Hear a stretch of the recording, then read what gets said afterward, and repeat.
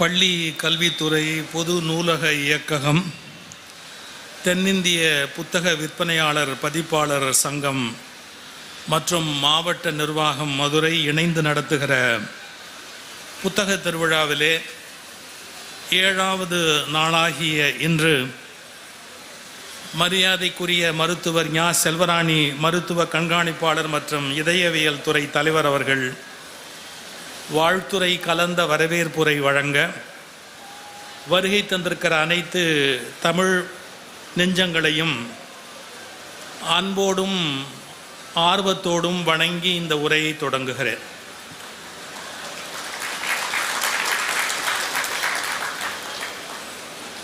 மனித இனத்துக்கு இருக்கிற குறிப்பிடத்தக்க அடையாளங்களில் ஒன்று புத்தகம் படித்தல்.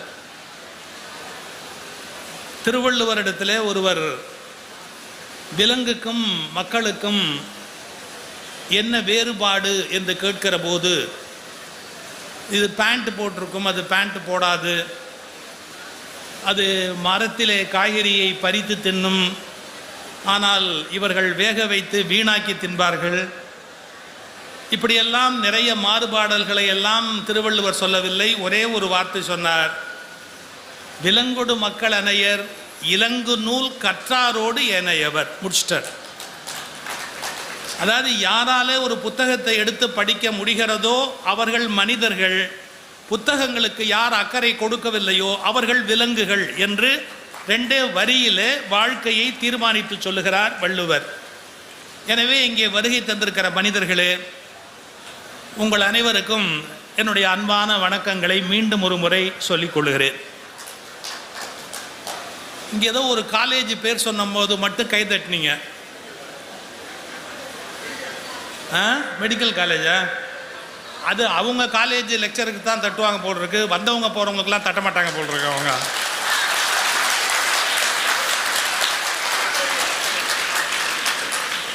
அவங்க வெளிப்புற இதயத்துக்கு வைத்தியம் பார்க்கிறவர்கள், நாங்கள் உள்ளிருக்கிற இதயத்துக்கு வைத்தியம் பார்க்கிறவர்கள்.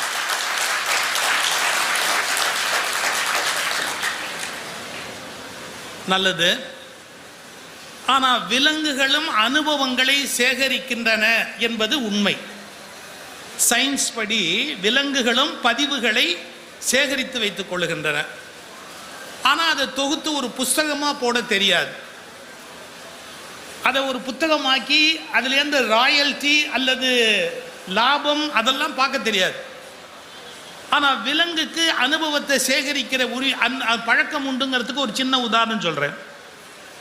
இங்கே யார் வீடுகள்லையாவது மரம் இருந்து மரத்தில் காக்கா கூடு கட்டி இருந்து கொஞ்சம் அந்த காக்கைகளோடு பழகுகிற வாய்ப்பு இருந்தால் உங்களுக்கு ஒன்று தெரியும். யாராவது சில பேர் நம்ம வீட்டில் எப்படி போகும்போது மண்டையில் பின்னாலேருந்து வந்து ஒரு தட்டும் காக்கா கூடு கட்டி இருந்ததுன்னா வீட்டில். ஒரு பெரிய ஆச்சரியம் என்னன்னு கேட்டிங்கன்னா, நாம் அந்த காக்காய்க்கு ஒரு கெடுதலும் பண்ணியிருக்க வேண்டிய அவசியம் கிடையாது, அதனோட குஞ்சுக்கு ஒன்றும் நம்ம பண்ணியிருக்க வேண்டிய அவசியம் கிடையாது. அது ஏன்டா நம்மளை வந்து அடிச்சுது அப்படின்னு கேட்டால் அவங்க தாத்தா காக்கா சொல்லிட்டு போயிருக்கு. நான் வேடிக்கைக்கு சொல்லலை, கற்பனைக்கு சொல்லலை. அவங்க தாத்தா காக்கா இவன் நம்ம பரம்பரை எதிரி அப்படிங்கிறத சொல்லிட்டு போயிடும். யூ ஓன்ட் பிலீவ், 7 ஜெனரேஷனுக்கு தன் மனதில் பதிந்ததை கடத்துகிற சக்தி காக்கைக்கு உண்டு என்று கண்டுபிடித்திருக்கிறார். 7 ஜெனரேஷன். அதனால ஒருத்தன் அடிச்சுட்டானா அவன் பரம்பரையை உட்பட அதை அடிக்கும். அதனால சேகரிக்கிற பழக்கம், ஒரு உண்மையை பதிவு செய்து கொள்ளுகிற வழக்கம், அதை கடத்துகிற பழக்கம், தான் சேகரித்த பதிவை கடத்துகிற வழக்கம், இவை எல்லா உயிரினங்களுக்கும் தரப்பட்டிருக்கின்றன.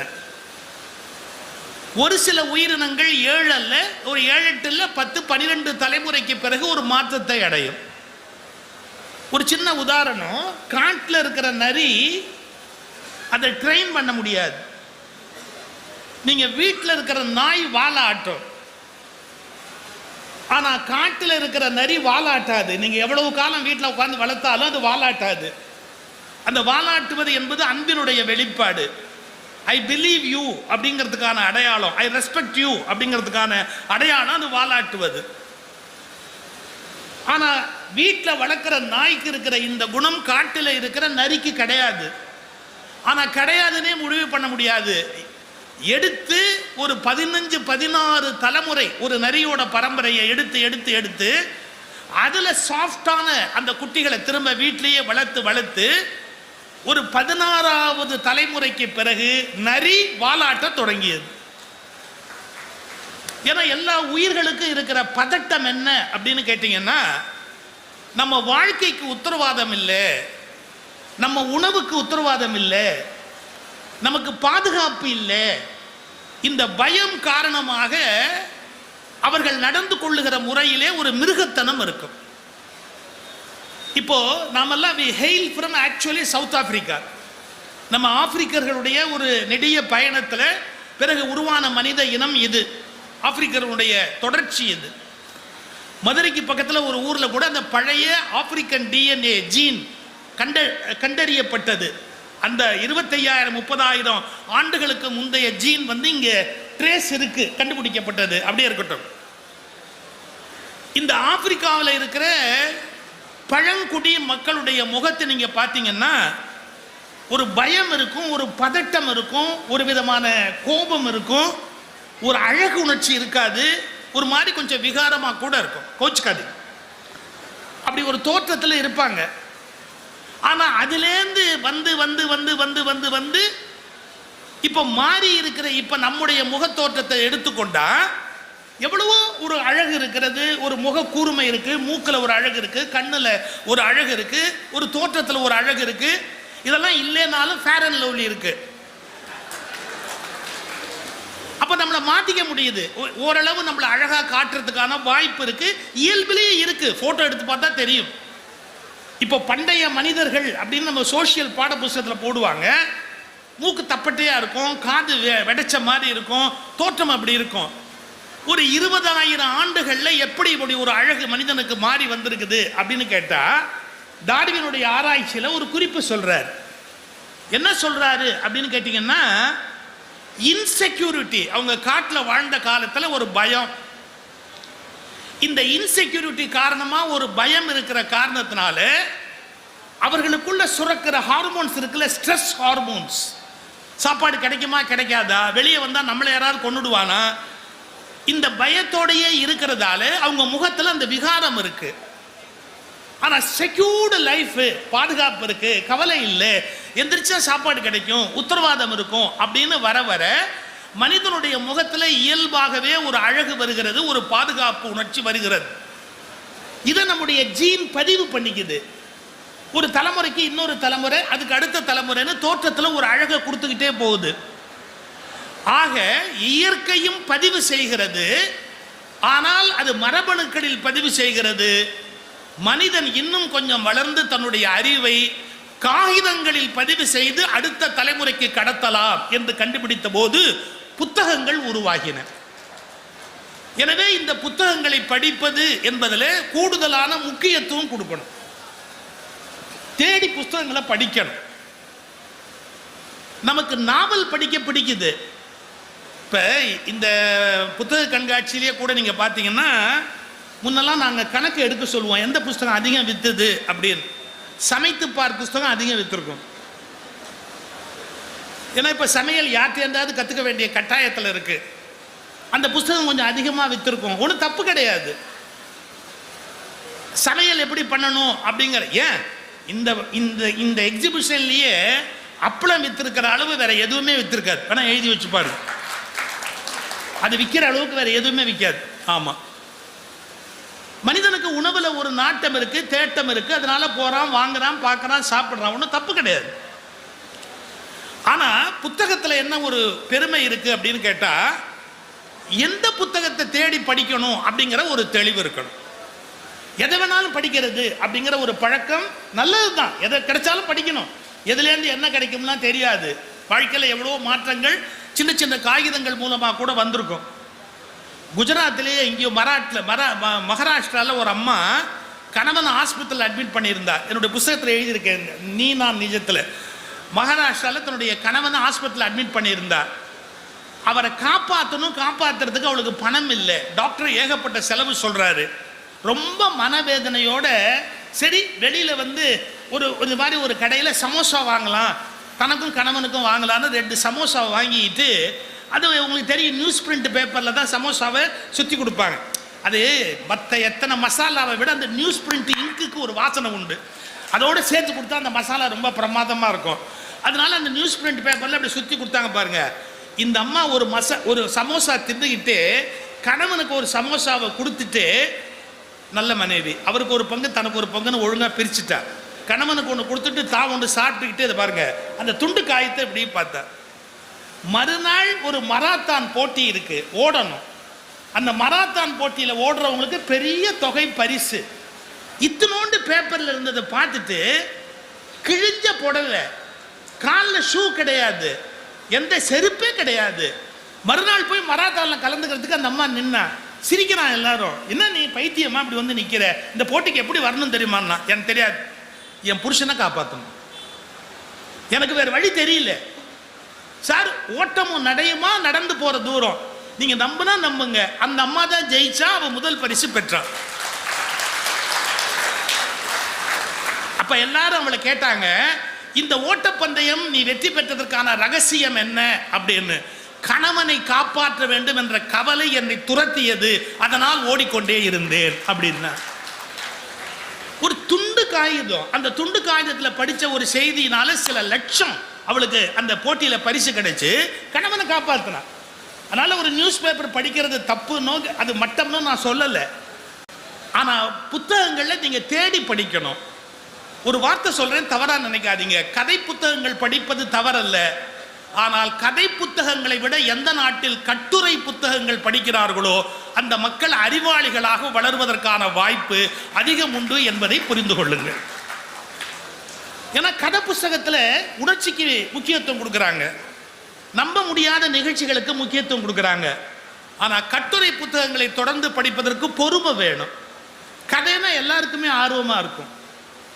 பல பேருக்கு என்ன தெரிஞ்சிருக்கலாம், எங்கள் அப்பா ஒரு எழுத்தாளர்ங்கிறது தெரியாமல் இருக்கலாம். காலம், அந்த காலத்தில் அவர் மகன் என்ன அறிமுகப்படுத்தினாங்க, கொஞ்ச நாள் கழிச்சு எங்கள் அப்பான்னு அவர் அறிமுகப்படுத்தினாங்க. இப்போ அறிமுகப்படுத்துறதுக்கே அவர் இல்லை, போய் சேர்ந்துட்டார். சுகி சுப்பிரமணியன்னு பேர். அந்த காலத்தில் அவருக்கு ஒரு பெரிய பெரும் புகழ் உண்டு. எழுத்தாளர் சங்கத்தில் செயலாளர் எங்கள் அப்பா. அகிலன் எழுத்தாளர் தலைவர், எழுத்தாளர் சங்கத்தினுடைய தலைவர். திருச்சியில் எழுத்தாளர் மகாநாடு நடக்குது. அப்போ முதலமைச்சராக இருந்தவர்கள் நம்முடைய பெருந்தலைவர் காமராஜர் அவர்கள் முதலமைச்சர். அவர் தலைமை தாங்கி அந்த எழுத்தாளர் மாநாட்டை தொடங்கி வைக்கணும். லேட்டாக வந்துட்டார். 10 மணிக்கு அப்படின்னு ப்ரோக்ராம் போட்டிருக்கு, அவரால் வர முடியல, நிறைய நிகழ்ச்சி. போயிட்டு ரொம்ப அவசரமாக கடைசியாக வந்தவர் உள்ளே நுழையும் போதே சிஎம்முக்கு லேட்டாகுது அப்படின்னு வேகமாக உள்ளே வர்றாங்க. இப்போ என்ன பண்ணணும் அப்படின்னு காமராஜர் சொல்கிறார், கொஞ்சம் கோபத்தோட பதட்டத்தோட சொல்கிறார். என்ன சொன்னார், ஆரம்பிங்கப்பா, லேட்டாக்காதீங்க, ஆரம்பிங்க. இல்லைங்க வரவேற்பு அதெல்லாம் ஒன்றும் வேணாம், நான் பேசிட்டு நான் கிளம்புறேன், மணியா போகுது அப்படின்னார். இல்லைங்க மரியாதைக்கு ஒரு வரவேற்புரை மட்டும். சரி, எங்கள் அப்பா வரவேற்புரை ஆரம்பிக்கிறவர் நிறைய சொல்லணும்னு நினச்சேன். ஆனால் முதலமைச்சருக்கு நேரம் இல்லை, காலம் இல்லை. நான் அதனால் ஒரு சிறுகதை அது சொல்லணும்னு ஆசைன்னு அந்த கதையில் அப்படி வந்து ஒரு பாதியில் சஸ்பென்ஸில் நிறுத்திட்டு இன்னும் சொல்லணும். ஆனால் கேட்குறதுக்கு முதலமைச்சருக்கு நேரம் இல்லை, ஏன்னா நேரம் ஆகி போச்சு. உட்கார்ந்துருந்த காமராஜ் சொன்னார், சொல்லி தொலையா, அது கதை என்னன்னு சொல்லி தொலையா. அப்புறம் இது என்னாச்சுன்னு ராத்திரி முழுக்க தூங்க முடியாது, சொல்லி தொலை. அப்ப எங்க அப்பா சொன்னார், எழுத்தாளன் ஒரு முதலமைச்சரை விட ஆற்றல் வாய்ந்தவன் என்பது தெரிந்து விட்டதான்னு கேட்டது. நேரமில்லை என்று சொன்ன ஒரு முதலமைச்சரை கூட உட்கார வைக்கிற சக்தி ஒரு எழுத்தாளனுடைய எழுத்துக்கு உண்டு என்பது புரிந்து விட்டதா அப்படின்னு சிரிச்சிட்டார் காமராஜர். அப்படியே சிரிச்சிட்டார். அப்புறம் சொன்னார், முடிவை சொல்லுங்க ஐயா, அந்த கதை முடிவை. எங்க அப்பா சொன்னாரு, யாருக்கு தெரியும் என்னாரு, இப்பதான் கதையை ஆரம்பிச்சு இன்னும் நான் முடிக்கல, நீங்க இதை முடிவை தெரியணும்னா அடுத்த வாரம் குமுதம் பத்திரிகை வாங்கி பாருங்க, ஒருவேளை அதுல வந்தா வரும். ஒரு எழுத்தாளனுக்கு எவ்வளவு பெரிய எழுத்து, அந்த ஆற்றல். ஒரு கதை, நமக்கு அந்த கதை முடிவு தெரியலன்னா ரொம்ப கஷ்டமா இருக்கும், என்னாச்சு அப்படின்னு. அதனால கதை படிப்பதை நான் குறை சொல்றேன்னு பொருள் அல்ல, அதுல ஒரு பெரிய ஒரு ஈர்ப்பு இருக்கு நம்ம எல்லாருக்கும். ஆனா கட்டுரைகளை படிப்பதற்கு நாம பழக வேண்டும். இன்னைக்கு எனக்கு கொடுத்திருக்கிற தலைப்பு தமிழர் வாழ்வியல். நீங்க நிறைய புத்தகம் தேடி படிக்கலாம் தமிழர் வாழ்வியலை தெரிஞ்சுக்கிறதுக்கு. நான் ஒரே ஒரு புக்கில் நீங்கள் தெரிந்து கொள்ள வேண்டிய நூற்றுக்கணக்கான செய்திகளை அப்படியே படிக்க முடியும் அப்படின்னா அதுக்கு ஒரு புத்தகம் இருக்கு. தமிழ்நாட்டு வரலாறு சங்ககால வாழ்வியல், தமிழ்நாட்டு வரலாற்று ஆய்வு குழு, இது வந்து குரூப்போட பப்ளிகேஷன், வெளியீடு தமிழ்நாடு பாடநூல் மற்றும் கல்வியியல் பணிகள் கழகம். ஏதோ இப்ப வெளிவந்த பதிப்புன்னு நினைக்காதீங்க, அது மிக முன்பாகவே வெளியிடப்பட்டு மீண்டும் மறுபதிப்பாக வெளியிடப்பட்டது. ரொம்ப பழைய ஒரு புத்தகம் இந்த புத்தகம். இதுல எடுத்து நாம பார்த்தா நம்முடைய தமிழருடைய வாழ்வை பற்றி, சமுதாய அமைப்பு, சங்க காலத்து நகர வாழ்க்கை, உழவர் வணிகர் வாழ்க்கை, அந்தணர் வாழ்க்கை, சமுதாய தலைவர்களுடைய வாழ்க்கை முறை, ஆடை அணிகள், நாம் பயன்படுத்திய மணப்பொருள்கள், உணவு, சுவை, நீர், நம்பிக்கைகள், விழாக்கள், விளையாட்டுக்கள், ஊர்திகள், நம்ம என்னென்னலாம் தமிழர்கள் பயன்படுத்தினார்கள், தமிழர்கள் கண்ட நாகரிகம் என்ன, தமிழர்களுடைய மனித நலம் என்ன, தமிழர்களுடைய வழிபாட்டு முறை என்ன, உடல் உயிர் பற்றிய நம்முடைய மெய்யியல் கோட்பாடுகள் என்ன, அறிவியல் கோட்பாடுகள் என்ன, மெய்ப்பொருள் இயல் அதாவது தத்துவம், மெய்ப்பொருள் இயல்ல தமிழருடைய கோட்பாடு என்ன, கட்டடக்கலை, நகர அமைப்பு, இசைக்கலை, பண்டை தமிழரும் சிந்துவெளி நாகரிகம். எனக்கு தெரிஞ்சு தமிழருடைய வாழ்வியலை ஒரு மனிதன் நன்றாக புரிந்து கொள்ள வேண்டும் என்றால் இந்த ஒற்றை புத்தகம் அவனுக்கு மிகப்பெரிய துணை செய்யும் என்பதை நான் உறுதியோடு உங்களுக்கு சொல்லிக்கொள்ள தயாராக இருக்கிறேன். மறந்தும் இதன் விற்பனையில் கமிஷன் எனக்கு எதுவும் இல்லை என்பதையும், அதற்காக நான் இதை சொல்லவில்லை என்பதையும் சேர்த்தே சொல்லிக்கொள்ள நான் விரும்புகிறேன். ஏன்னா இப்போ எல்லாருமே ஒரு பொது நலமாக இருந்தால் கூட அதில் ஒரு சுயநலத்தை உள்ளே வச்சு சொல்கிற பழக்கம் வளர்ந்து போச்சு. நான் அந்த மாதிரியான எந்த விதமான நன்மைக்காகவும் சொல்லலை, என்னுடைய நன்மைக்காக சொல்லலை. இந்த ஒரு புத்தகத்தை எடுத்து படித்தா தமிழர்களுடைய வாழ்க்கை எப்படி இருந்தது அப்படிங்கிறத தெளிவாக தெரிஞ்சுக்கலாம். அப்புறம் நம்முடைய கோட்பாடுகளை நாம் எப்படி நடைமுறைப்படுத்தி கொண்டிருக்கிறோம் என்பதையும் பற்றி நம்ம சிந்திக்கலாம். இப்போ நான் ஒரு ஓப்பனாக ஒரு கொஸ்டின் கேட்குறேன், பரவாயில்ல, நம்ம அதை சிந்திப்போம். பழைய காலத்தில் நாம் ரொம்ப சிறப்பாக வாழ்ந்தோன்னு இப்போ சொல்கிறதால என்ன பிரயோஜனம்? நாங்கள் ஒரு காலத்தில் ரொம்ப வசதியாக இருந்தோம், வாழ்க்கையெல்லாம் பெருசாக இருந்தது, அப்படி பேசுகிறதுனால ஏதாவது நன்மை உண்டா? இப்போ என் கூட ஒரு ஃப்ரெண்டு ஒருத்தர் வந்தவர் சொன்னார், அந்த வீடு நம்மளுதுங்கன்னார். அந்த வீடு இது இந்த வீடு நம்மளுதுங்க, இந்த வீடு நம்மளுதுங்க, அந்த வீடு நம்ம. இப்போ நீங்கள் எங்கே போயிட்டுருக்கிறீங்கன்னு கேட்டேன். வாடகைக்கு வீடு பார்க்க போயிட்டுருக்கிறேன். ஏங்க இதுவும் உங்கள் வீடுன்றீங்க, அதுவும் உங்கள் வீடுன்றீங்க, வாடகைக்கு வீடு பார்க்க எங்கள் அப்பா காலத்திலே விற்றுட்டாருங்க. உங்கள் அப்பா காலத்திலே விற்றுட்ட வீடு ஒன்றுது எப்படி? நாம் இது எங்கள் அப்பாட்ட இருந்தது, எங்கள் அம்மாட்ட இருந்தது, எங்கள் தாத்தாட்ட இருந்தது, எங்கள் பாட்டிக்கிட்ட இருந்தது அப்படின்னு நம்முடைய பழைய பெருமையை பேசுகிறதால என்ன பிரயோஜனம்? செவுட்டில் அறிகிற மாதிரி பாரதி கேட்டான், மறைவாக நமக்குள்ளே பழம்பெருமை, பழைய பெருமையை உட்காந்து பேசிக்கிட்டு இருக்கிறதுல என்ன பயன்? பாரதி நம்ம கன்னத்தில் அறையிற மாதிரி கேட்டல, உட்கார்ந்து நம்முடைய பழைய பெருமை, நாங்கள் 2000 ஆண்டுகளுக்கு முன்பே அப்படி வாழ்ந்தவர்கள், இப்படி வாழ்ந்தவர்கள், இதை சொல்றதால என்ன பயன்? கொஞ்சம் நீங்க புரிஞ்சுக்கணும். ஒரு தடவை சீனிவாச ராகவன் கேள்விப்பட்டிருக்கீங்களா? ஆங்கிலம் தமிழ் ரெண்டுலேயுமே வல்லவர், தூத்துக்குடி கல்லூரியில் முதல்வராக இருந்தவர். சீனிவாசன் ராகவன்லாம் ஆசா ஞான சம்பந்தத்துக்கு முன்னாலேயே தமிழ் துறையில் மிக ஆற்றல் வாய்ந்த பேச்சாளர்களாய் எழுத்தாளர்களாய் வாழ்ந்தவர்கள். அதுலேயும் சீனிவாச ராகவன் இங்கிலீஷ் ப்ரொஃபஸர். அவர் தமிழில் அவருக்கு ஆர்வம். அவர்கிட்ட ஒரு தடவை கேட்டோம், ஏங்க நம்ம பழைய பெருமை பேசுறதுல என்னங்க இருக்கு அப்படின்னு. விட்டுட்டாரு, அப்போ பதில் சொல்லலை. மீட்டிங் ஆரம்பிச்சது, பேசிக்கிட்டே வந்தார். அப்போ சொன்னார், ஒருத்தன் வந்தான் ஒரு தடவை, சார் நான் பிறந்த வீட்டை நீங்கள் பார்க்கணுன்னா. ஏன்னா நீ பிறந்த வீட்டை நான் பார்க்குறதுக்கு அது என்ன பாரதியார் பிறந்த இல்லைம்மா? என்ன அர்த்தத்தில் வந்து கூப்பிடுறேன்? இல்லை சார், அந்த மாதிரி ஒரு ஊர் நீங்கள் பார்க்க முடியாது சார், தயவுசெய்து எங்கள் ஊருக்கு வரணும். நான் நம்பி போனால் 400 பன்னி மேயுதுன்னு. ஏன்னா இது ஒரு ஊராடா, இனிமேல் இந்த மாதிரி ஊர் தமிழ்நாட்டிலே பார்க்க முடியாதுங்கிற 400 பன்னி மேயுது சார். ஒவ்வொரு பன்னியும் ஒரு டைப்பு. வீட்டுக்கு கூட்டு போனா ஓட்ட வீடு, இடிஞ்சிருக்குது, காரை பேர்ந்து இருக்குது, வாச தின்ன குண்டும் குழியுமா இருக்க. அவன் சொல்கிறான், இங்கே தான் சார் எங்கள் தாத்தா உட்காந்து ஊர் வம்பு வளர்ப்பார். இங்கே இந்த இடத்துல உட்காந்தா எங்கள் தாத்தா ஊரே வம்பு வளர்ப்பார். கொஞ்சம் தள்ளி ஒரு இடத்த காமிச்சான், எங்கள் பாட்டி இங்கே உட்காந்து உலகத்தையே வம்பு வளர்த்துக்கிட்டு இருக்கு. இதடா இது என்னடா இந்த வீட்டில் என்ன கொண்டாந்து வச்சு இம்சை பண்ணுறிய. அந்த காலத்தில் வீடுகளில் புள்ள பெற்றுக்கிறதுக்குன்னே ஒரு ரூம் உண்டு தெரியுங்களா, இருட்டாக இருக்கும், யாருமே உள்ளே போக முடியாது. அந்த குழந்தையும் பெற்றவளும் உள்ளே போனால் பிள்ளைய பெற்றுட்டு அவள் வெளியே வந்துடுவா. அந்த அவஸ்தையிலேயே பிள்ளைய பெற்றுருவா சீக்கிரமாக. இந்த ரூமில் எவ்வளோ நாளைக்கு இருக்கிறது அப்படின்னு இருட்டாக ஒரு ரூம் இருக்கும். அந்த ரூமில் போய் அது தெரியுதா சார், தெரியுது, இங்கே தான் சார் நான் பிறந்தேன்னா.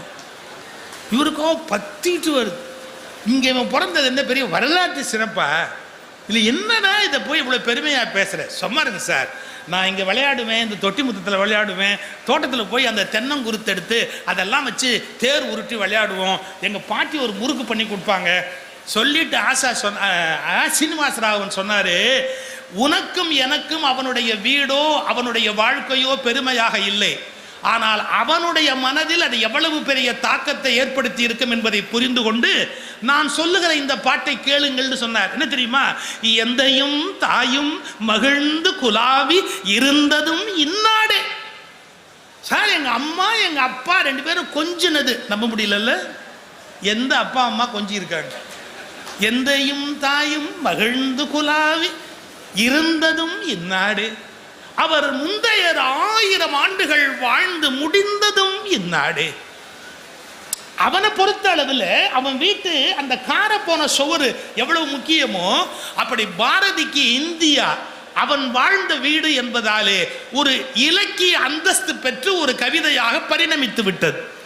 ஒன்றை மறந்து விடாதீர்கள், அவரவர் வாழ்ந்த வீடு அவரவருக்கு பாரதியாக இருந்தால் ஒரு கவிதை பாட வேண்டிய அளவுக்கு முக்கியத்துவம் பெற்ற ஒரு இடம். நாம பாரதியா இல்லாததால அந்த கவிதையா எழுத வரல, ஆனா பாரதியா இருக்கிறதால அவன் வாழ்ந்த நாட்டை அவ்வளவு பெருமையா எழுதினான்.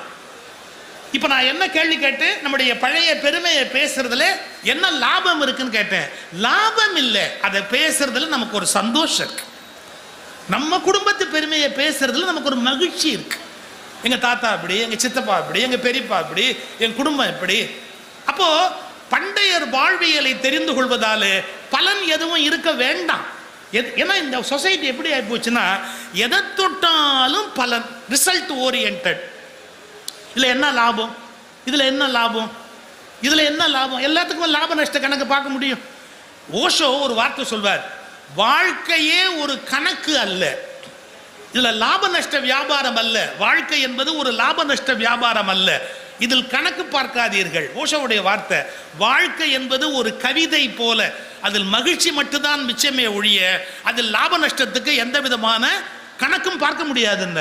ஒரு கவிதையினால என்ன லாபம் வர முடியும்? அதை என்ஜாய் பண்ணலாம். அது மாதிரி நம்முடைய பழைய வாழ்க்கையை நாம் கொஞ்சம் என்ஜாய் பண்ணி பார்க்கணும். இன்னைக்கு எம்பி அவர்கள் வந்திருக்கணும், வெங்கடேசன் அவர்கள் வர முடியல. கீழடிய உலகம் முழுவதும் பரப்பின பெருமை வெங்கடேசன் அவர்களுக்கு உண்டு. அதுக்குன்னு உரிய இடத்தை தேடி தர வேண்டும் அப்படிங்கிறது அவருடைய மிகப்பெரிய பெருமுயற்சி. ஆனால் அதை உலகம் அறியாமல் செய்யணும் அப்படிங்கிறது ஒரு சில பேருடைய மிகப்பெரிய முயற்சி. அது ஒரு பக்கம், இது ஒரு பக்கம்.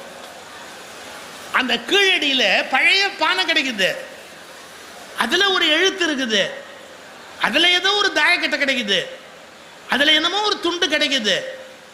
இதெல்லாம் என்ன பிரயோஜனம் சார்? இதெல்லாம் தோண்டி எடுத்து வச்சா இன்னைக்கு விலைக்கு விற்க முடியுமா? கேட்பான்னு வச்சுங்க, இதில் லாபம் என்ன இருக்கு? 8 லட்ச ரூபா போடணுங்கிறாங்க, 8 கோடி ரூபாய் போடணுங்கிறாங்க, இதனால என்ன பிரயோஜனம் அப்படின்னா ஒரு சின்ன கணக்கு சொல்லட்டுமா? மகாராஷ்டிராலேருந்து தொடங்கி மகாராஷ்டிரா, ஆந்திரா, கர்நாடகா, அப்படியே தமிழ்நாடு வழியா ஒரு ஸ்ட்ரெச், அப்படியே ஒரு ஸ்ட்ரெச், அதே மாதிரி பானை கிடைக்குது. அப்ப நீங்க கவனிக்கணும், பாட் தியரிங்கிறான். அது எப்படின்னா ஒரே மாதிரியான பொருட்கள் ஒரு நீண்ட தூர ஒரு நெடிய பகுதியில் கிடைக்குதுன்னா அது ஒரு தரப்பட்ட மக்கள் வாழ்ந்த ஒரு பகுதி, அவங்களுடைய கையாண்ட பொருள்கள். அதை வச்சு ஒரு வரலாற்றை நிர்ணயம் பண்றோம். இவர்கள் ஒரு தன்மை உடையவர்கள். எத்தனை முடிவுக்கு வர்றதுக்கு வாய்ப்பு இருக்கு? லாப நஷ்டம் இல்லை, ஆனால் வரலாற்றை தேடுகிற போது அதன் மூலம் சில உண்மைகளை புரிந்து கொள்வதற்கு வாய்ப்பு இருக்கு. கோயிலுக்கு போனா எல்லாரும் நேரம் உள்ள போறான். இப்போ நேராக உள்ளே போகிறான்னா காசு கொடுத்துட்டு போகிறான், ஒரே ஒரு வித்தியாசம். ஏதோ ஒரு காசை கொடுத்துட்டு நேராக கோயிலுக்குள்ளே போகிறான், ஏதோ சாமிக்கு அர்ச்சனை பண்ணுறான், கும்பிட்டேன்ட்டு வெளியே வரான். நான் கேட்குறேன், தப்பாக நினைக்காதீங்க, கோயிலில் சிற்பங்கள் இருக்க யாராவது நின்று கவனிக்கிறானா? எவ்வளவு அற்புதமான சிற்பங்கள் இருக்கு. கிருஷ்ணாபுரத்தில் போய் பாருங்க, நிற்கிற சிலையில் கால் நரம்பு தெரியும். கும்பகோணத்துக்கு பக்கத்தில் போய் பாருங்க, தாராசுரத்தில் கண்ணப்ப நாயனாருடைய ஒரு சிலை இருக்கு. கண்ணப்ப நாயனாருடைய சிலையில் என்ன இருக்கு தெரியுங்களா? செருப்பு இருக்கு. நான் சொல்ல போறது சாதாரண விஷயம் இல்லை. செருப்பு என்னமோ இப்போ வந்ததுன்னு நினச்சிக்கிட்டு இருக்கிறான், காலில் போட்டுக்கிறது அப்படின்னு. ஆனால் கண்ணப்ப நாயனார் சிலை பண்ணியிருக்கான் பார்த்தீங்களா, அந்த சிலையில் காலில் போட்டிருக்கிற செருப்பில் இப்போ இருக்கிற லேட்டஸ்ட் செருப்புல எல்லாம் இல்லாத டிசைனு அந்த சிற்பி செதுக்கியிருக்கான். இன்னும் பேட்டாக்காரன் அதை பார்க்கல. அவ்வளவு அழகா இருக்கு அந்த அந்த காலில் இருக்கிற செருப்பு. கொஞ்சம் ஹிஸ்டரி படிச்சவங்களுக்கு தெரியும். வாரன் ஹேஸ்டிங்ஸ், இந்தியாவை ஆண்ட ஒரு கவர்னர் ஜெனரல் வாரன் ஹேஸ்டிங்ஸ், அவன் பிரிட்டிஷுக்கு என்ன லெட்டர் எழுதினான் தெரியுங்களா? பிரிட்டிஷுக்கு எழுதின லெட்டரு கல்கத்தாவில் வந்து உட்காந்து இறங்கிட்டு கல்கத்தாவை பார்த்துட்டு வாரன் ஹேஸ்டிங்ஸ் தன்னுடைய குயினுக்கு லெட்டர் எழுதுறான். என்ன எழுதுனான் தெரியுங்களா? இவர்கள் நாகரிகமற்ற மூடங்கள், இந்த நாட்டு மக்கள் நாகரிகமற்ற ஜென்மங்கள். காரணம், காலில் செருப்பணிகிற வழக்கம் கூட இவர்களுக்கு இல்லை. இந்த காட்டு மிராண்டிகளை நாம் கட்டி ஆளுவது என்பது சுலபம் இல்லை. கொஞ்சம் நல்லா கவனிக்கணும். ஆங்கிலேயர்கள் ஆட்சி காலத்தில் கல்கத்தா தெருக்களை பார்த்துட்டு காலில் செருப்பணிகிற வழக்கம் இல்லை என்று வாரன் ஹேஸ்டிங்ஸ் சொல்லுகிறான். ஆனால் தாராசுரத்தில் இருக்கிற கண்ணப்பனுடைய சிலையில் காட்டில் வாழ்ந்த வேடுவன் காலில் அணிந்திருக்கிற செருப்பின் அற்புதமான சிலை வேலைப்பாடு கைக்கு கிடைத்திருக்கிறது. நீங்க கண்ணப்ப நாயனார் வரலாறு படிச்சவங்க தெரியும், செருப்பு காலோட சிவலிங்கத்து மேல வச்சார்னு இருக்குது. அப்ப செருப்பு போட்டிருந்தாருல்ல. அப்ப செருப்பணிகிற நாகரிகம்ங்கிறது ஏதோ பிரிட்டிஷ்காரன் நம்ம இறக்குமதி பண்ணதல்ல. இந்த மண்ணில் ஏற்கனவே அந்த நாகரிகம் பூத்து வளர்ந்து இருந்தது என்பதற்கு எத்தனை பெரிய அடையாளம் இது. அப்படி நம்ம வரலாற்றை சுவைத்து பார்க்கணும். இது செருப்பணிவதற்கு கூட அறிவில்லாத சமூகம்னு வாரன் ஹேஸ்டிங்ஸ் எழுதினதுக்கு நேர்மாறா காலில் செருப்பணிந்த வேடுவனுடைய சிலை இந்த நாட்டு கோயிலுக்குள் இருக்கிறது. கோயிலுக்கு போனால் அவசரப்படக்கூடாது, நேராக ஒவ்வொரு பகுதியையும் ரசிக்கணும். கல்வெட்டு இருக்குதா கோயிலில்? இந்த கோயிலில் என்ன கல்வெட்டு இருக்குதுப்பா? இந்த கல்வெட்டெல்லாம் தொகுத்து கோயிலில் புஸ்தகம் போட்டிருக்காங்களா? அதில் என்ன வரலாறு இருக்கு? எந்த நூற்றாண்டில் என்னென்ன நடந்தது? இந்த மண்டபம் எந்த நூற்றாண்டில் கட்டினாங்க? இந்த மண்டபம் எந்த நூற்றாண்டில் கட்டினாங்க? இந்த மண்டபத்துக்கு இந்த மண்டபத்துக்கு என்ன வித்தியாசம்? கொஞ்சம் கவனிக்கணுமா இல்லையா? பொள்ளாச்சி ஐயா மகாலிங்கம் கூட நான் பேசிக்கிட்டு இருக்கிறேன். மகாலிங்கம் உங்களுக்கு தெரியும், பெரிய தொழிலதிபர் கோயம்புத்தூர்ல. கோயம்புத்தூருக்குள்ள இடம் வாங்கி தொழில் பண்ற போது நிலத்தோட விலை ரொம்ப கூட இருக்கு அப்படின்னு ஒரு முறை சொல்றாரு அவர். கோயம்புத்தூர்லலாம் நிலத்தோட விலை ரொம்ப கூட, வாங்கி இன்னைக்கு இண்டஸ்ட்ரியெல்லாம் ஆரம்பிக்கிறது ரொம்ப கஷ்டம், விலை ரொம்ப போயிடுச்சு அப்படின்னு. நான் அப்போ அவர்கிட்ட சொல்கிறேன், இது நடந்தது 30 வருஷத்துக்கு முன்னாடி. ஏங்கய்யா, திருச்சிக்கு அந்தாண்ட புதுக்கோட்டை திருச்சி தாண்டி அந்த பக்கம் போகிற பகுதியிலெல்லாம் நிலத்தோட விலை கம்மியாக தானே இருக்குது, கோயம்புத்தூர் அளவுக்கு நிலம் விலை இல்லை, நீங்கள் அந்த நிலத்தெல்லாம் வாங்கி அங்கெல்லாம் தொழிற்சாலை உண்டு பண்ணலாம் இல்லை, நீங்கள் அங்கே நிலம் வாங்கலாம் இல்லையா? அவர் ஒரு செய்தி சொன்னார், சார் உனக்கு தெரியாதா, நாங்கள் கொங்கு வேளாள கவுண்டர்கள் கரூர் தாண்டி பூமி வாங்க மாட்டோம்னார். என்ன சொல்றீங்க அப்படின்னு. சேரர்களுக்கும் சோழர்களுக்கும் யுத்தம் நடந்த போது பழனியில வச்சு ஒரு ஒப்பந்தம் பண்ணாங்க. என்ன, நாங்க பழனி தாண்டி இனிமே உன் நிலத்தை பிடிக்க வரமாட்டோம் அப்படின்னு சேரர்கள் ஒப்பந்தம் பண்ணி கொடுத்தாங்க. அப்போ சேரர் கொங்கு என்று அழைக்கப்படுவதாலே நாங்க பழனி தாண்டி இடம் வாங்க மாட்டோம்னாரு. எவ்வளவு பெரிய ஒரு வரலாறு. இன்னைக்கு ஒரு சமூகத்தில் அதை பின்பற்றுறாங்க. இதை எடுத்து பார்த்தா எவ்வளோ ஆச்சரியமா இருக்கு. ஒரு யுத்தம் நடந்திருக்கு பழனியில், அந்த சண்முக நதிக்கரை ஓரத்தில். அப்போ ஒப்பந்தம் பண்ணிக்கிறாங்க, யாரு, சேரர்களும் சோழர்களும் ஒப்பந்தம் பண்ணிக்கிறாங்க, இதை தாண்டி நாங்கள் வரமாட்டோம், கவலைப்படாதீங்க அப்படின்னு ஒரு ஒப்பந்தம் பண்ணிக்கிறாங்க. இப்போ யாராவது பழனி கோயிலுக்கு போனால் இந்த விவரத்தை தெரிஞ்சுக்கிட்டு வர முடியுமா? பழனி கோயிலுக்கு போனால் இந்த நாலெட்ஜோட நீங்கள் வர முடியுமா? நான் எதுக்கு சொல்ல வரேன், ஒவ்வொரு கோயிலும் ஒரு பாடசாலையாக இருக்க வேண்டாமா? நிறைய நம்முடைய வாழ்க்கை உண்மைகளை எடுத்து சொல்லக்கூடிய ஒரு பாடசாலையாக ஒரு கோயில் இருக்க வேணாமா? கோயில் பணத்தில் ஸ்கூல் கட்டலாம்ங்கிறதுக்கே சுப்ரீம் கோர்ட்டில் போய் ஆர்டர் வாங்கிட்டு வர வேண்டியிருக்குது. உள்ளூர்லெல்லாம் நம்ம ஒன்றும் பண்ண முடியல. சுப்ரீம் கோர்ட்டுக்கு போனால் தான் இந்த ஆர்டரையே வாங்க முடியுது. நல்லா கேட்டார் சுப்ரீம் கோர்ட் ஜட்ஜு, பள்ளிக்கூடம் கட்டினா என்ன தப்பு, என்ன கொல்ல போகுதுன்னு கேட்டார். நீங்கள் நம்மால் நிறைய இலக்கியம் படிப்பான், எதையும் நடைமுறைப்படுத்துறதுக்கு அனுமதிக்க மாட்டான். எங்கள் பாரதியை விட ஒரு சமயவாதியை பார்க்க முடியுங்களா? பாரதியை விட ஒரு பெரிய சமயவாதி யாராவது ஒருத்தர் இன்றைக்கி பார்த்துட முடியுமா? ஒரு ஆன்மீகவாதியை நீங்கள் பார்க்க முடியுமா? பாரதி என்ன சொன்னார் தெரியுங்களா? அன்ன சத்திரம் 1000 நாட்கள். அன்னதானத்துக்கு 1000 சத்திரம் வைக்கிறோம்னா அன்ன சத்திரம் 1000 நாட்கள். அப்புறம் நாங்கள் கோயில் கட்டி கும்பாபிஷேகம் பண்ணுறோம், ஆலயம் 10,000 நாட்கள். 10,000 கோயில் கட்டு. பாரதி சொல்கிறான் அன்ன சத்திரம் 1000 நாட்கள், ஆலயம் 10,000 நாட்கள். இன்ன புண்ணியம் யாவினும் கோடி. இதை விட கோடி கோடி மடங்கு புண்ணியம் என்ன? ஆங்கோர் ஏழைக்கு எழுத்தறிவித்தல். பாரதி செருப்பை கட்டி தான் இவனுங்களை அடிக்கணும். என்னங்க அநியாயமா இருக்கு? கோயில் கட்டுறதை விட புண்ணியம் பள்ளிக்கூடம் கட்டுறதுன்னு எழுதி வச்சிருக்கிறார் பாரதி.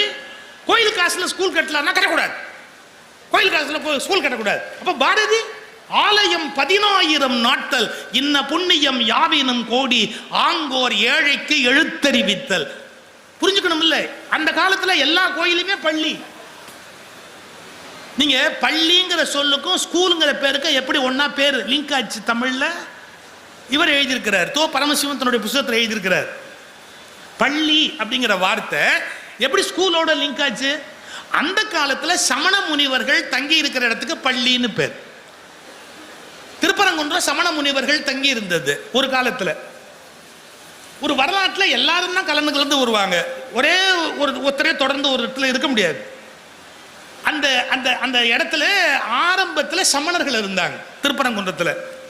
அந்த திருப்பரங்குன்றத்தில் அவங்க கல்லில் படுக்க வெட்டி படுத்துக்குவாங்க.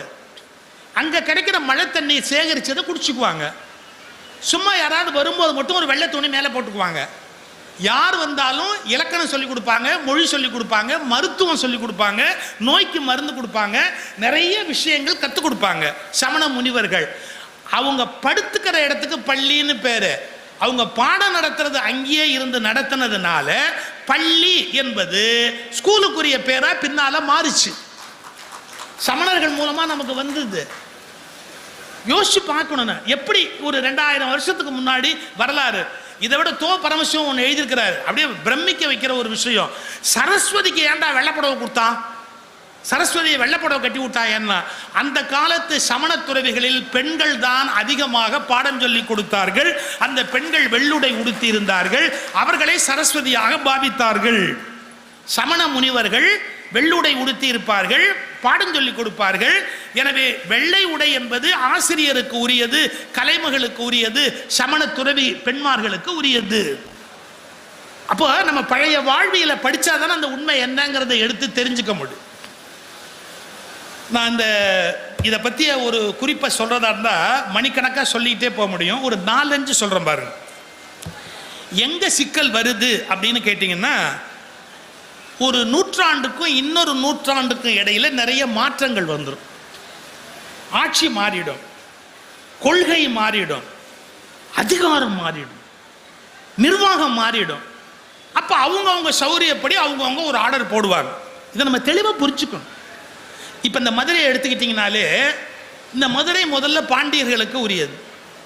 வரலாற்று சிறப்பு படி பாண்டியர்களுடைய பூமி. நான் இன்னும் கொஞ்சம் ஓப்பனாகவே ஒரு டிஸ்கஷன் வைக்கிறேன்னு.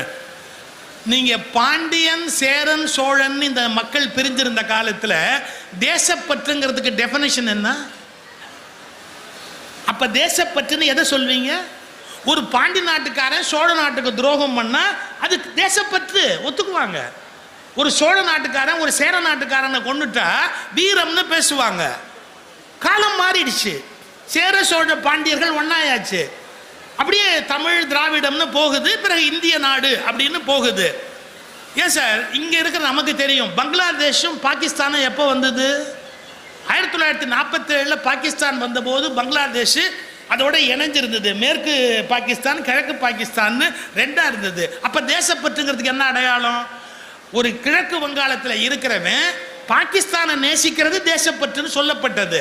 பங்களாதேஷ்னு பிரிஞ்சதுக்கு அப்புறம் அவன் பாகிஸ்தானை நேசிச்சா தேச விரோதி என்று பேசப்பட்டது. ஒரு தெளிவுக்கு வரணும். எது மாறுதலுக்கு உட்பட்டதோ அதை வைத்துக்கொண்டு வரலாற்றை அளக்கக்கூடாது. கிளாரிட்டி வேணும்.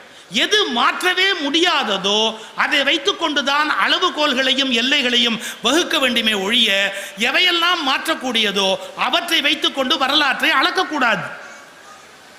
சேர சோழ பாண்டியர்கள் காலத்தில் எது தேசப்பற்று என்று பேசப்பட்டதோ அது பிறகு மாறி போகுது. ஏன் பிரிட்டிஷ்காரன் காலத்தில் எது தேசப்பற்று என்று பேசப்பட்டதோ அது பிற்காலத்தில் மாறி போகுது. அப்ப அது மாற்றத்துக்குரியது. புனிதமான வார்த்தை தேசப்பற்று என்பது புனிதமான வார்த்தை. பட் அதோட மீனிங் மாறும். எனக்கு பெரிய வருத்தம் என்னன்னா நம்மால் வார்த்தையை பிடிச்சி தொங்குறானே ஒழிய அதனுடைய இன்னர் மீனிங்க்கு வரமாட்டேங்கிறான். தேசப்பற்று தேசப்பற்று தேசப்பற்று. ஏய், அந்த நூற்றாண்டில் எது தேசம்? அடுத்த நூற்றாண்டில் எது தேசம்? இந்த நூற்றாண்டில் எது தேசம்? அப்ப தேசம்ங்கிறதுக்கான வரையறை மாறுமா மாறாதா? உலகத்தில் தேசப்பற்று தேசப்பற்றுன்னு பேசுன நான் ஒரு டெஃபினேஷன் சொல்றேன் தேசப்பற்றுக்கு. It is a geographical, political and psychological understanding between group of people. அதான் சொல்லலாம் தேசத்துக்கு definition. It is a geological, பூமி வரையறை, political and psychological understanding between group of peoples. அதுதான் தேசம்ங்கிறதுக்கு டெஃபினேஷன். அதை விட்டுட்டு இது ஒரு கோடை போட்டுட்டு இந்த கோட்டை போட்டுட்டு கோடுகளோடு கட்டுப்படுவதல்ல தேசப்பற்றுங்கிறதுக்கான அந்த அந்த விவரம் மாறும். அதே மாதிரி இன்னொன்று தெளிவாக புரிஞ்சுக்கோங்க. மதப்பற்று என்பதும் அப்படிதான். இப்போ ஒன்று சொல்லட்டுமா? நேற்று ஒரு மதத்தில் இருந்தவர் இன்னைக்கு வேற ஒரு மதத்துக்கு மாற முடியாத? இன்னைக்கு ஒரு மதத்தில் இருந்தவர் நாளைக்கு ஒரு மதத்துக்கு மாற முடியாதா? எது மாறக்கூடியதோ அதை வைத்துக்கொண்டு சண்டை போடுவது முட்டாள்தனத்தின் உச்சகட்டம். மாற முடியாதது எதுவோ அதை வைத்துக்கொண்டுதான் விவாதமே செய்ய முடியும். எது மாறக்கூடியதோ அதை வைத்துக்கொண்டு நம்ம எப்படி விவாதத்தை நடத்த முடியும்? நேற்று ஒரு மதத்தில் இருந்தவர் இன்னைக்கு இன்னொரு மதத்துக்கு போயிருப்பார். 600 ஆண்டுக்கு முன்பு வேற மதத்தில் இருந்தவர் வேற மதத்துக்கு மாறி போயிருப்பார். அதை வச்சு நம்ம எப்படி சர்ச்சை பண்ண முடியும்? மாறக்கூடியது எது உங்களால் மாறவே முடியாததோ அதை வைத்துக்கொண்டு தான் நீங்க ஒரு அளவுகோலா வைத்துக்கொண்டு பேசணும். ஒரு ஆண் அப்படிங்கிற போது ஒரு அடையாளம் இருக்கு. ஒரு அதுவே பயாலஜிக்கலா மாற்றம் இருக்கு. இன்னைக்கெல்லாம் பெண் ஒரு அளவு சொல்லலாம், இனம் ஓரளவு சொல்லலாம். அது ஜெனட்டிக்கலி ஒரு இனம்ங்கிறதுல ஒரு அடையாள குறிப்பு இருக்கு. இப்படி சிந்திக்கிறதுக்கு நாம பழகணும். சரி, அது அது அது ஒரு பக்கம் அப்படியே இருக்கட்டும். நான் இந்த மதுரையை பற்றி ஆரம்பித்தேன். முதல்ல இது சமணர்களுடைய ஆட்சியில் இருந்தது. பிறகு பௌத்தர்களுடைய இன்ஃப்ளூயன்ஸில் இருந்தது. சமண பௌத்தர்களை பக்தி இயக்கங்கள் வந்து வெளியே தள்ளுது. ஆனால் பக்தி இயக்கங்கள் வெளியே தள்ளுறதுக்கு காரணம் வைதீக கலாச்சாரம். வைதீக கலாச்சாரம் உள்ளே வந்ததுக்கு அப்புறம் பக்தி இயக்கங்களுக்கு ஒரு ஃபோர்ஸ் கிடைச்சது. அதனால பக்தி இயக்கங்கள் வைதீக கலாச்சாரத்தோடு சேர்ந்துக்கிட்டு ஒரு பெரிய மாற்றத்தை இந்த மண்ணில் ஏற்படுத்தின. ஞானசம்பந்தர் வருகைக்கு பிறகு இங்கே வேற ஒரு மாற்றம் நடந்தது. அதன் பிறகு நம்மளை முகல் இன்வேஷன், பாபருடைய வருகைக்கு பிறகு இதே மதுரையில் முகல் ஆட்சி நடந்திருக்கு. பிறகு அவர்கள் இங்கிருந்து வெளியேற்றப்பட்டு விஜயநகர சாம்ராஜ்யத்தினுடைய வருகைக்கு பிறகு ஒரு இந்துக்களுடைய ஆட்சி நடைபெற்றிருக்கிறது. பிறகு விஜயநகர சாம்ராஜ்யமும் வீழ்ச்சி அடைந்து ஆங்கிலேயர்களுடைய வருகைக்கு பிறகு கிறிஸ்துவ மிஷினரிகளோடு கூடிய ஒரு விதமான ஆட்சி முறை இந்த மண்ணுக்குள்ள வந்திருக்குது. இதுல அவன் காலத்தில் அவன் ஒரு உத்தரவு போட்டான். நம்ம புரிஞ்சுக்கணும். அவன் காலத்தில் அவன் ஒரு உத்தரவு போட்டான். இதுல எதை நீங்க சாலிடா நம்புவீங்க? முகல் பீரியட்ல போட்ட உத்தரவு செல்லுமா? பிரிட்டிஷ் பீரியட்ல போட்ட உத்தரவு செல்லுமா? அதுக்கு முன்னாடி போட்ட உத்தரவு செல்லுமா? அதுக்கும் முன்னாடி சமணர்கள் காலத்தில் போட்ட உத்தரவு செல்லுமா? நீங்க ஒரு பெரிய ஆச்சரியம். மதம்னு நம்ம சொல்றோமே ஒழிய மதம் சொந்தத்தில் எந்த வலிமையும் இல்லாதது. ஆனால் இந்த நம்ம சின்ன வயசுல கதை சொல்வான். இவன் உயிர் எங்க இருக்கு தெரியுமா? 7 கடலுக்கு அந்தாண்ட ஒரு அசுரர், அவன் ஒரு டப்பால வண்டு வச்சிருக்கான், அந்த வண்டுக்குள்ள இவன் உயிர் உட்கார்ந்துருக்குன்னு சின்ன வயசுல நம்ம காதில் பூ வச்சு இது மாதிரி நிறைய கதை சொல்லுவாங்க. அது மாதிரி உண்மையிலேயே மதத்தினுடைய உயிர் என்பது மதத்தில் இல்லை. அவர்கள் எந்த அரசனை ஆட்டி படைக்க முடிகிறதோ அதில்தான் அவர்கள் செல்வாக்கு என்பது உண்மையில் தங்கி இருக்கிறது. நான் ஒரு கேள்வி கேட்கட்டுமா? செஸ் கேம் தானே, செஸ் கேம் தானே. செஸ் கேம்ல கிங்னு ஒன்று இருக்கு, ரைட்டா? ஆனால் ஸ்லோவாக நவரும், ஒரு கட்டம் தான் போக முடியும், வேஸ்ட். அது இங்கிலீஷ்காரனுடைய கண்டுபிடிப்பு. அங்கே விக்டோரியா அப்படி, எலிசபெத் அப்படி, நம்ம மீனாட்சியும் அப்படிதான். நான் கூட சொன்னேன், இந்த பெண்களுக்கு மரியாதை கொடுத்தது, பெண்களுக்கு மரியாதை கொடுத்தது பிரிட்டிஷ்காரன். யாரப்பட எலிசபெத் குயின், அவங்க ஹஸ்பண்ட் கிங் இல்லை. எங்க மதுரையில் மீனாட்சி அரசு, சொக்கநாதர் அரசர் இல்லை. அவர் யாரு? இந்த அம்மாவுக்கு ஹஸ்பண்ட், இந்த அம்மாவுக்கு ஹஸ்பண்ட். போகும்போது குரூப் ஃபோட்டோ எடுத்தால் கொஞ்சம் சேர்ந்து நின்றுக்கலாம் அம்மாவோட, அவ்வளோதான் அவருக்கு அலவுடு. அவருக்கு தனியாக பட்டாபிஷேகம் கிடையாது. எங்கள் அம்மா மீனாட்சிக்கு தான் இங்கே பட்டாபிஷேகம் உண்டு. கொஞ்சம் யோசிச்சு பாருங்க, எத்தனையோ நூற்றாண்டுகளுக்கு முன்பு பெண்ணை தலைமையில் ஏற்றுக்கொண்டு ஆணை அடுத்து ஒதுக்கி வைத்த ஒரு மிகப்பெரிய பாரம்பரியம் இந்த தமிழினுடைய பாரம்பரியம். இதெல்லாம் பிரமிக்க வைக்கிற செய்தி, படிக்கணும். யுகபாரதி ஒரு புக்கை எழுதியிருக்கிறாரு வேலு நாச்சியார் பற்றி. அச்சோ, வேலு நாச்சியாருடைய அந்த வரலாறு படித்தா முத்துவடுகநாதரும் வேலு நாச்சியாரும் பிரிட்டிஷ் கவர்னர் சந்திக்கிறாங்க. அம்மா ஒளிஞ்சு நின்றுக்கிட்டாங்க, ஏன்னா பெண்கள் வெளியே வர்ற பழக்கம் கிடையாது. முத்துவடுகநாதர் அவருடைய சிலம்பு வாத்தியார் இவங்கெல்லாம் நிற்கிறாங்க. அந்த இங்கிலீஷ் கவர்னர் கேட்குறான், ஏன் எனக்கு வரி கட்டலை? நான் அனுப்பிச்ச ஆளை நீ ஏன் மதிக்கலை? நான் அனுப்பிச்ச ஆளுக்கு நீ அவமரியாதை வேற பண்ணியிருக்க, நான் உன்னை என்ன பண்ணலாம்? இங்கிலீஷில் கேட்குறான். முத்துவடுகநாதருக்கு இங்கிலீஷ் தெரியாது. அவருக்கு டிரான்ஸ்லேட் பண்ணுறது தாண்டவராயன் பிள்ளை, அவர் இல்லை பக்கத்தில், டிரான்ஸ்லேட்டர் இல்லை. முத்துவடுகநாதர் அப்படியே நிற்கிறார், பதில் சொல்ல முடியல அவரால், அப்படியே பேசாமல் நிற்கிறார் முத்துவடுகநாதர். அவர் சும்மா நிற்கிறத பார்த்துட்டு சிரிக்கிறார் அந்த கவர்னர். அதை விட ஒரு பெரிய கொடுமை, அந்த கவர்னருக்கு ஒரு துபாஷி கூட வரான், அதாவது டிரான்ஸ்லேட்டர் வர்றான். அவன் பாருங்க, அவன் நம்மால் அயோக்கிய பையன் டிரான்ஸ்லேட் பண்ணாமல் நிற்கிறான். பிரிட்டிஷ் கவர்னர் கேட்கறதுக்கு என்னன்னு இந்த அரசருக்கு சொன்னா தானே சார் பதில் சொல்ல முடியும். அவர் சொல்லாம பேசாம நிற்கிறான். இவனை மக்கா எஸ்டாப்ளிஷ் பண்ணணும் அப்படிங்கிறதுக்காக நிற்கிறான். முத்துவடுகநாதருக்கு இங்கிலீஷ் தெரியாது, அப்படியே ஒரு மாதிரி கண்ணு கொதிக்குது அவருக்கு, இவன் என்ன சொல்றான் அப்படின்னு. அது வரைக்கும் இந்த ஜன்னலுக்கு பின்னால் நின்றுக்கிட்டே இருந்த வீரமங்க வேலு நாச்சியார் என்ன பண்ணாங்க, முன்னாடி வந்து அந்த பிரிட்டிஷ் அந்த கவர்னரை பார்த்து ஒரு கேள்வி கேட்டாங்க. இது வேறு, நீ தான் இந்த நாட்டில் பிழைக்க வந்தவன், நீ தான் எங்கள் மொழியை கற்றுக்கணுமே ஒழிய உன் மொழியை நாங்கள் கற்றுக்கணுங்கிற அவசியம் கிடையாது. நாங்கள் உன் நாட்டில் பிழைக்க வரல, நாங்கள் எங்கள் நாட்டில் இருக்கிறோம், சிவகங்கை நாங்கள் எங்கள் நாட்டில் இருக்கிறோம். நீ பிழைக்க வந்தவன், நீ வாழணும்னா எங்கள் மொழியை கற்றுக்கணும். அதை விட்டுட்டு எனக்கு எங்கள் ஆளுக்கு இங்கிலீஷ் தெரியாதுன்னு நீ சிரிக்க முடியாது, மறந்துடாதீங்க. இதை வேலு நாச்சியார் இங்கிலீஷில் தான் சொன்னாங்க. என்ன சார், எப்படி சார் படிச்சிருப்பாங்க? இது பெருசு இல்லை. இதை கேட்ட உடனே அந்த கவர்னர் ஷாக் ஆகிட்டான். என்னடா இவர் பேச மாட்டேங்கிறாரு, இவர் ஒய்ஃபு இங்கிலீஷில் அடி நிமித்துறாங்களே அப்படின்ட்டு பதறி போய் எந்திரிச்சான். அந்த கவர்னர் ஷாக் ஆகி எந்திரிச்சான். ஒரு நிமிஷம் உட்கார், இப்போ இதையே மலையாளத்தில் சொல்கிற எழுதிக்க, இதையே கன்னடத்தில் சொல்கிற எழுதிக்க, இதையே உருதுல சொல்கிற எழுதிக்க. 5 மொழிகளில் வேலு நாச்சியார் பேசி காட்டு, 5 மொழியில் பேசிட்டு இப்போ என்ன சொல்ற? நீ யோசிக்கணும். பெண் அந்த காலத்தில் பல மொழிகளை கற்று கல்வி உள்ளவளாக, இதெல்லாம் பிரமிக்க வைக்கிற நிகழ்ச்சி இல்லையா? நான் தமிழர் வாழ்வியெல்லாம் பழைய மரபுக்கு தான் போகணுங்கிறது இல்லை. சங்க காலத்திலேருந்து இன்னை வரைக்கும் வாங்க சார், பெண்ணுக்கு கல்வி இல்லை இப்போ கொடுக்கலேங்கிறான். நீங்கள் சங்க இலக்கியத்தில் போய் பார்த்தீங்கன்னா பெண்பால் புலவர்கள் எவ்வளோ பேர்? அவ்வை நடராஜனுடைய PhD தீசிஸ் என்ன தெரியுமா? சங்ககால பெண்பால் புலவர்கள். டாக்டர் அவ்வை நடராஜனுடைய PhD தீசிஸ் சங்ககால பெண்பால் புலவர்கள் லிஸ்ட் பண்றார். எவ்வளவு பெண்பால் புலவர்கள், யார் யார் என்னென்ன பாடி இருக்கிறாங்கன்னு. ஏன் சார், கவிதை எழுதுவதற்குரிய அளவுக்கு ஒரு பெண் வளர்ந்திருக்கிறான்னா அவ எவ்வளவு மொழி அறிவும் ஆளுமையும் உடைய ஒருத்தியா இருந்திருக்க முடியும்? நீங்க இன்னைக்கு எடுத்தா கூட 4-5 கவிஞர்களுக்கு மேல பெண் கவிஞர் எடுக்க முடியாது. ஆனால் சங்க காலத்தில் அவ்வளவு பெண் கவிஞர்கள் உலகத்தில் இருந்திருக்கிறாங்க. அப்போ இந்த மொழியில பெண்ணை அடிமைப்படுத்துகிற வழக்கம் கிடையாது, பெண்ணை செகண்டரியா ட்ரீட் பண்ற வழக்கம் கிடையாது. ஆப்பிரிக்க பழங்குடியிலிருந்து வளர்ச்சி அடைந்த சமூகத்தில் பெண்ணை குறைவாக நடத்த முடியாது, தெரிஞ்சுக்குங்க. ஆப்பிரிக்க பழங்குடி மக்கள்லேருந்து மேலோங்கி வந்த சமூக இனத்தில் ஒருபோதும் பெண்ணை குறைவாக நினைக்க முடியாது. இது தாய்வழி சமூகம் பெறுவார்.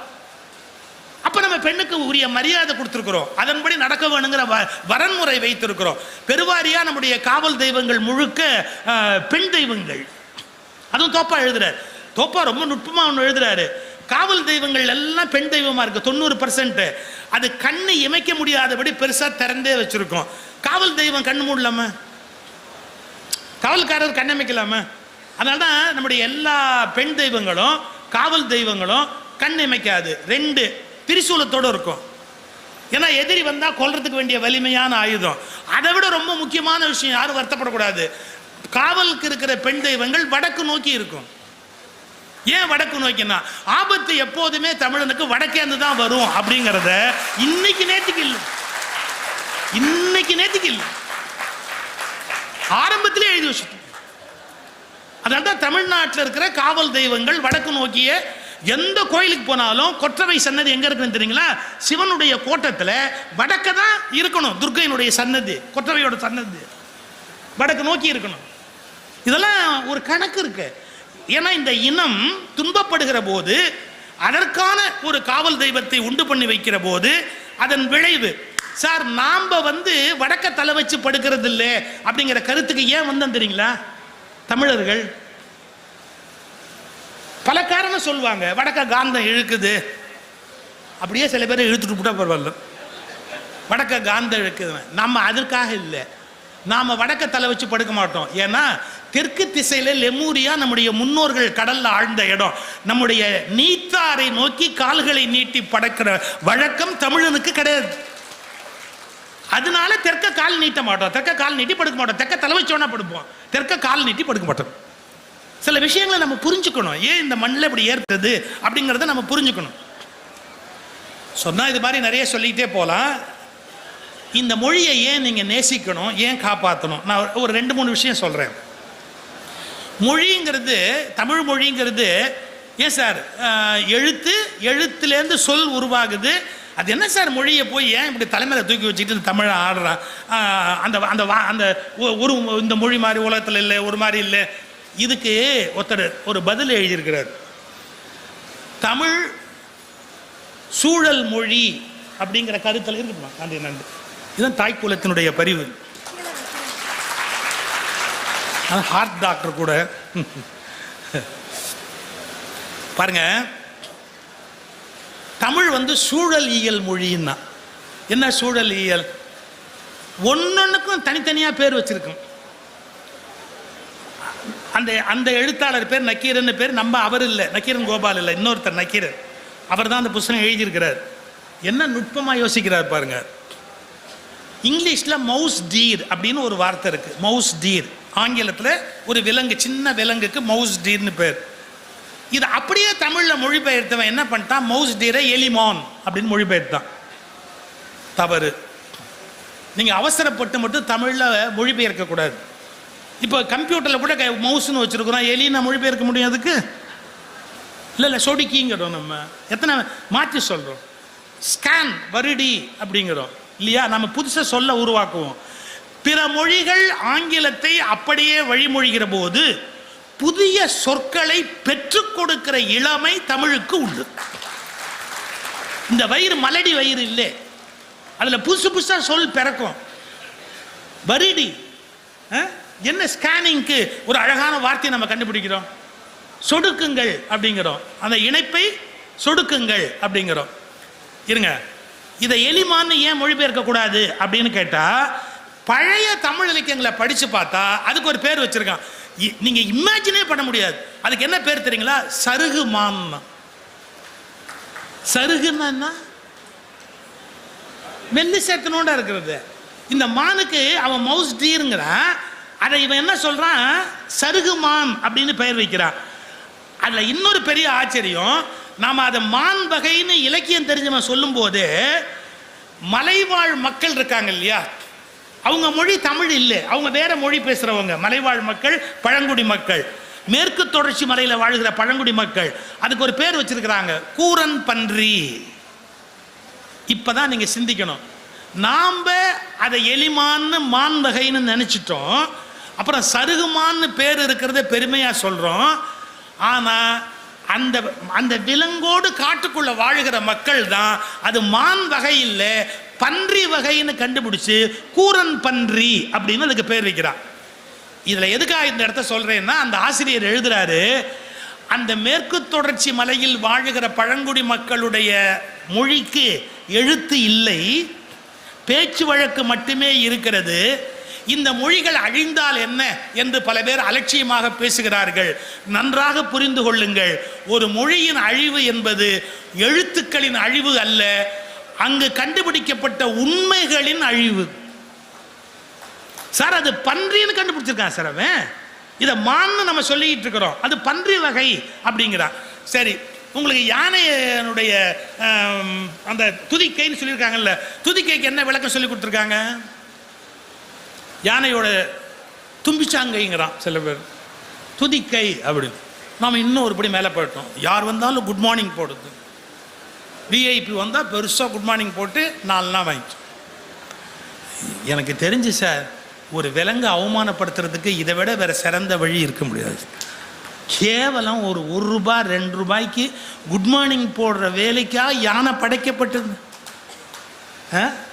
5 டன் மரத்தை அப்படியே இழுக்கக்கூடிய ஒரு விலங்க 5 ரூபாய்க்கு குட் மார்னிங் போட வச்சான் பாருங்க. நம்மால விட மோசமான ஒரு ஆள் உலகத்தில் இருக்க முடியாது.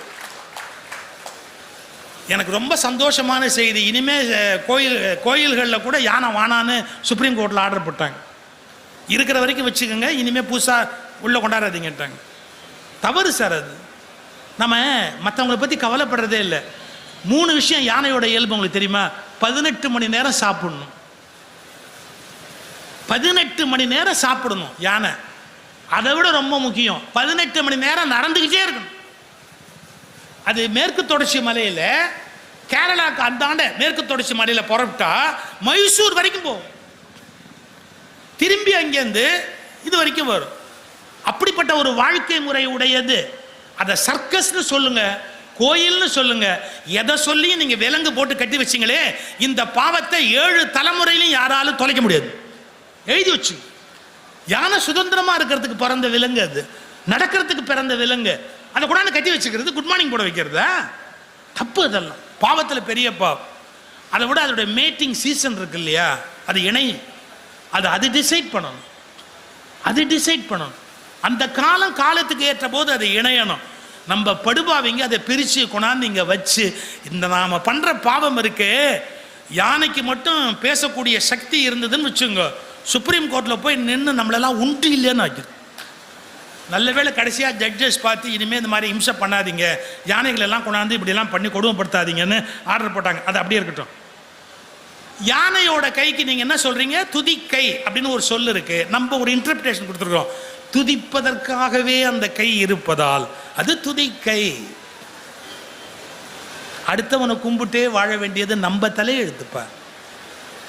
நான் கூட அடிக்கடி சொல்றது, சில பேர் அவன் கையை நம்பி வாழ்வான், சில பேர் அடுத்தவன் காலை நம்பி வாழ்வான். அடுத்தவன் காலை நம்பி வாழக்கூடாது, நம்ம கையை நம்பி வாழணும்.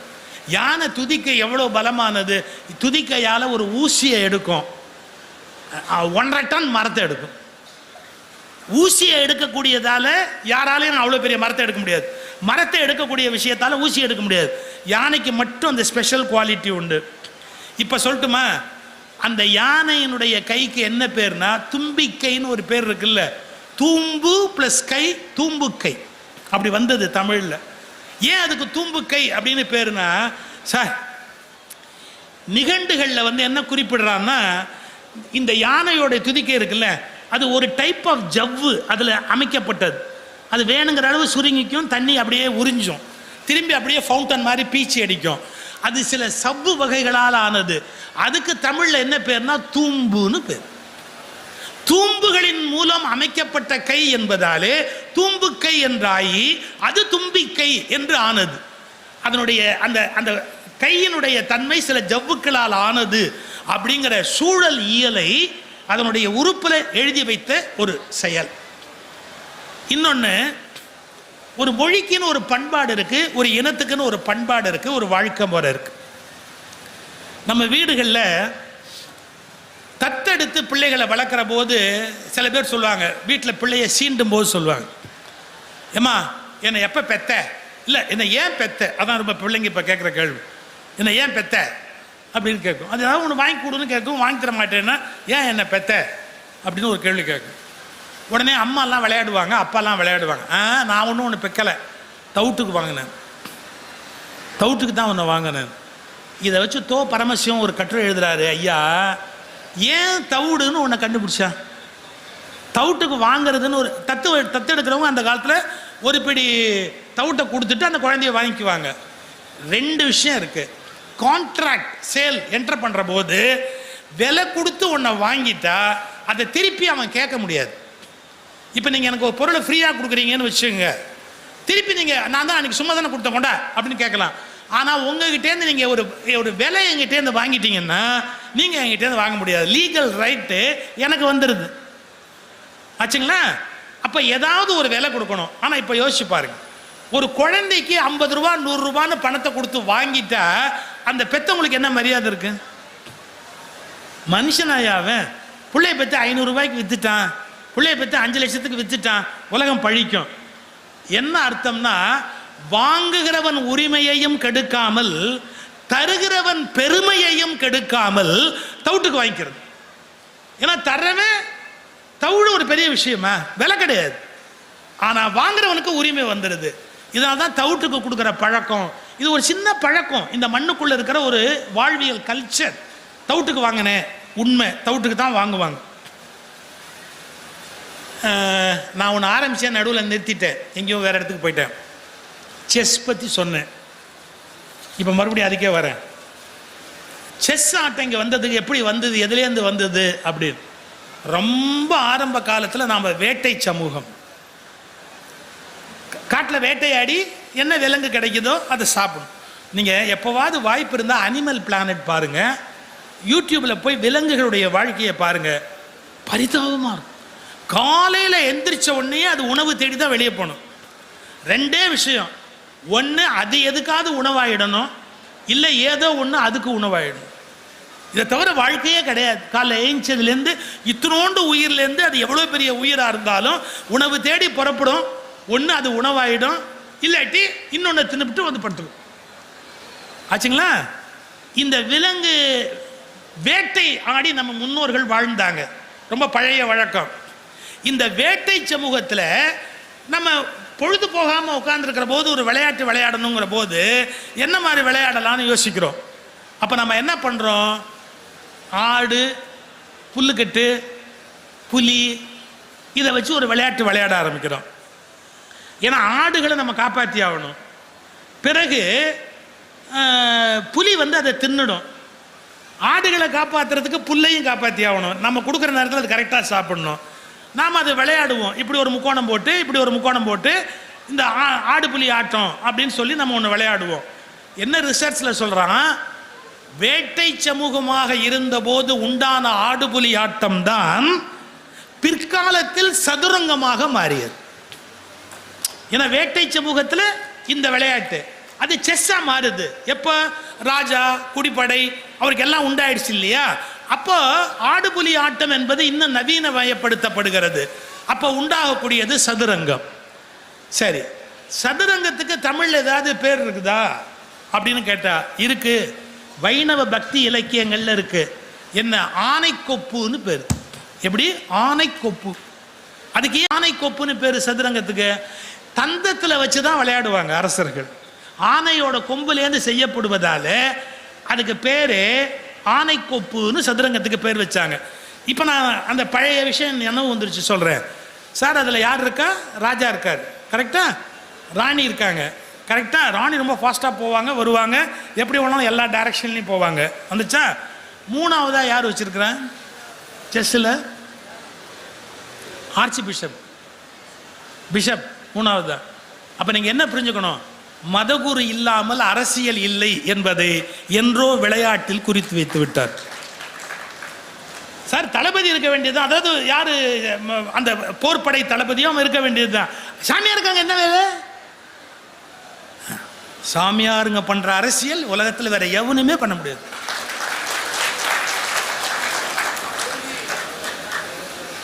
ஒரு அரசன்னு சொன்னா அவன் பின்னாடி ஒரு யூனிட் இருக்கும். எல்லா மதங்கள்லையுமே, டேக் இட் ஃப்ரம் மீ, எல்லா மதங்கள்லையுமே ஒவ்வொரு மத குரு பின்னாடி போய் உட்காந்துக்குவாங்க.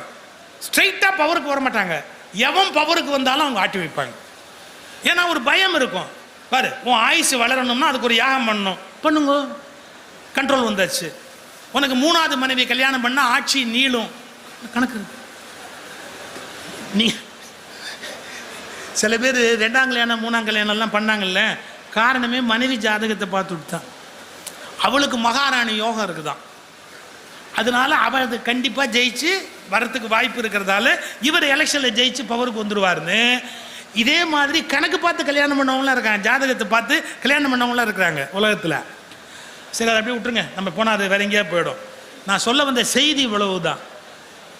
மத குருமார்களுக்கு ஒரு அரசுக்கு பின்னால் இருந்து ஆட்டி வைக்கக்கூடிய சக்தி உண்டு. இதை சதுரங்க விளையாட்டில் வச்சிருக்கிறான். எனக்கு அது இன்னும் புரியவே இல்லை. சிப்பாய் இருக்கிறான், சேனாதிபதி இருக்கிறான், அமைச்சர் இருக்கிறார், எல்லாம் புரியுது. அங்கே ஏன் ஒரு மதகுரு உட்கார்ந்துருக்கிறாரு, பிஷப் அப்படின்னு ஒன்று வச்சிருக்கிறாரு அந்த இடத்துக்குள்ள.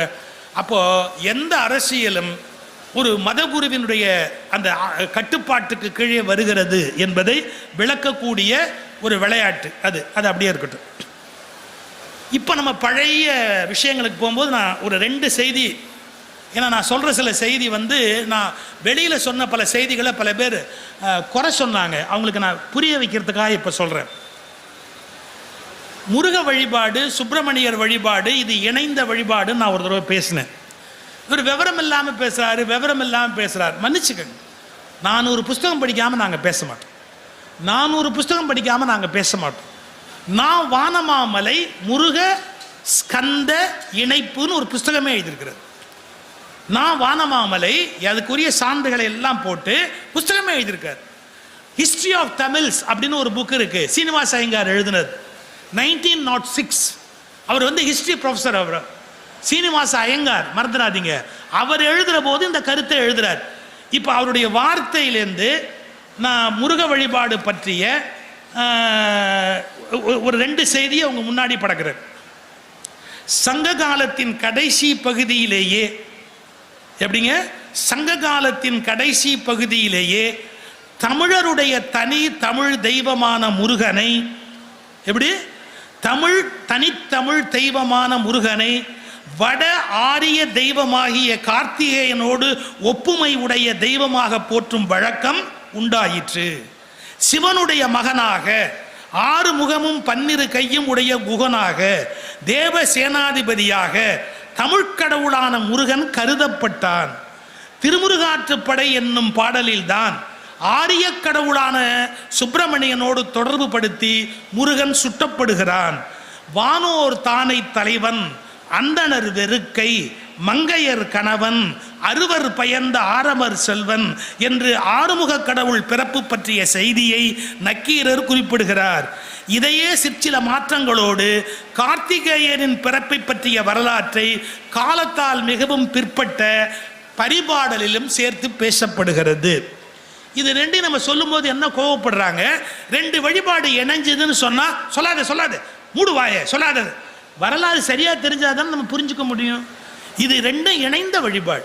இப்போ நான் ஒரே ஒரு கேள்வி கேட்குறேன். முருக வழிபாட்டுக்கும் சுப்பிரமணியனுடைய வழிபாட்டுக்கும் இடையில இருக்கிற மிகப்பெரிய சிக்கல் என்னன்னு கேட்டால், முருகனுடைய வேலை பற்றி அருணகிரிநாதர் வேல் வகுப்புன்னு ஒரு பகுதி எழுதுறார். அந்த வேல் வகுப்புங்கிற நூல் எடுத்து பாருங்க. அந்த வேல்ல எது மாலையா தொங்குதுன்னு எழுதுறார். அந்த வேல்ல எது மாலை தெரியுமா? எதிரிகளுடைய குடல். எதிரிகளுடைய குடல் மாலையா தொங்குது. அதுல என்னென்ன இருக்குன்னு கேட்டான், ரத்தம், மாமிசம், இவற்றினுடைய அந்த வாசம் வீசக்கூடிய வேல் எழுதுறார். யார் எழுதுறார்? அருணகிரிநாதர் எழுதுறார். அப்ப நம்ம புரிஞ்சுக்கணுமா இல்லையா? முருகனுடைய வேல் என்பது மாமிசத்தோடு தொடர்புடையதாக தமிழ் இலக்கியங்களில் பேசப்பட்டிருக்கிறது. இப்ப என்ன ஒரு குழப்பம் பண்றாங்க, சைவ அசைவத்தையும் கோயில் வழிபாட்டையும் குழப்பி அகங்காரத்தால் அவங்கவுங்க நினைச்சதை சாதிக்கணும்னு நினைக்கிறாங்க. தயவுசெய்து அப்படி நினைக்காதீங்க. வரலாற்றை பொறுமையாக படிங்க. எப்படி இருந்தது, ஒரு 3000 வருஷத்துக்கு முன்னாடி இருந்த வழிபாட்டு முறை என்ன, 2000 வருஷத்துக்கு முன்னாடி இருந்த வழிபாட்டு முறை என்ன, 700 வருஷத்துக்கு முன்னாடி இருந்த வழிபாட்டு முறை என்ன, 300 வருஷத்துக்கு முன்னாடி இருந்த வழிபாட்டு முறை என்ன, இதை நீங்கள் வரலாற்றை புரிஞ்சுக்கிட்டு படித்தாதானே நம்ம பிரச்சனைகள்லேருந்து வெளியே வர முடியும். இன்னும் சொல்ல போனால் இப்போ நான் படிக்க போகிற வார்த்தை என்னது இல்லைங்க,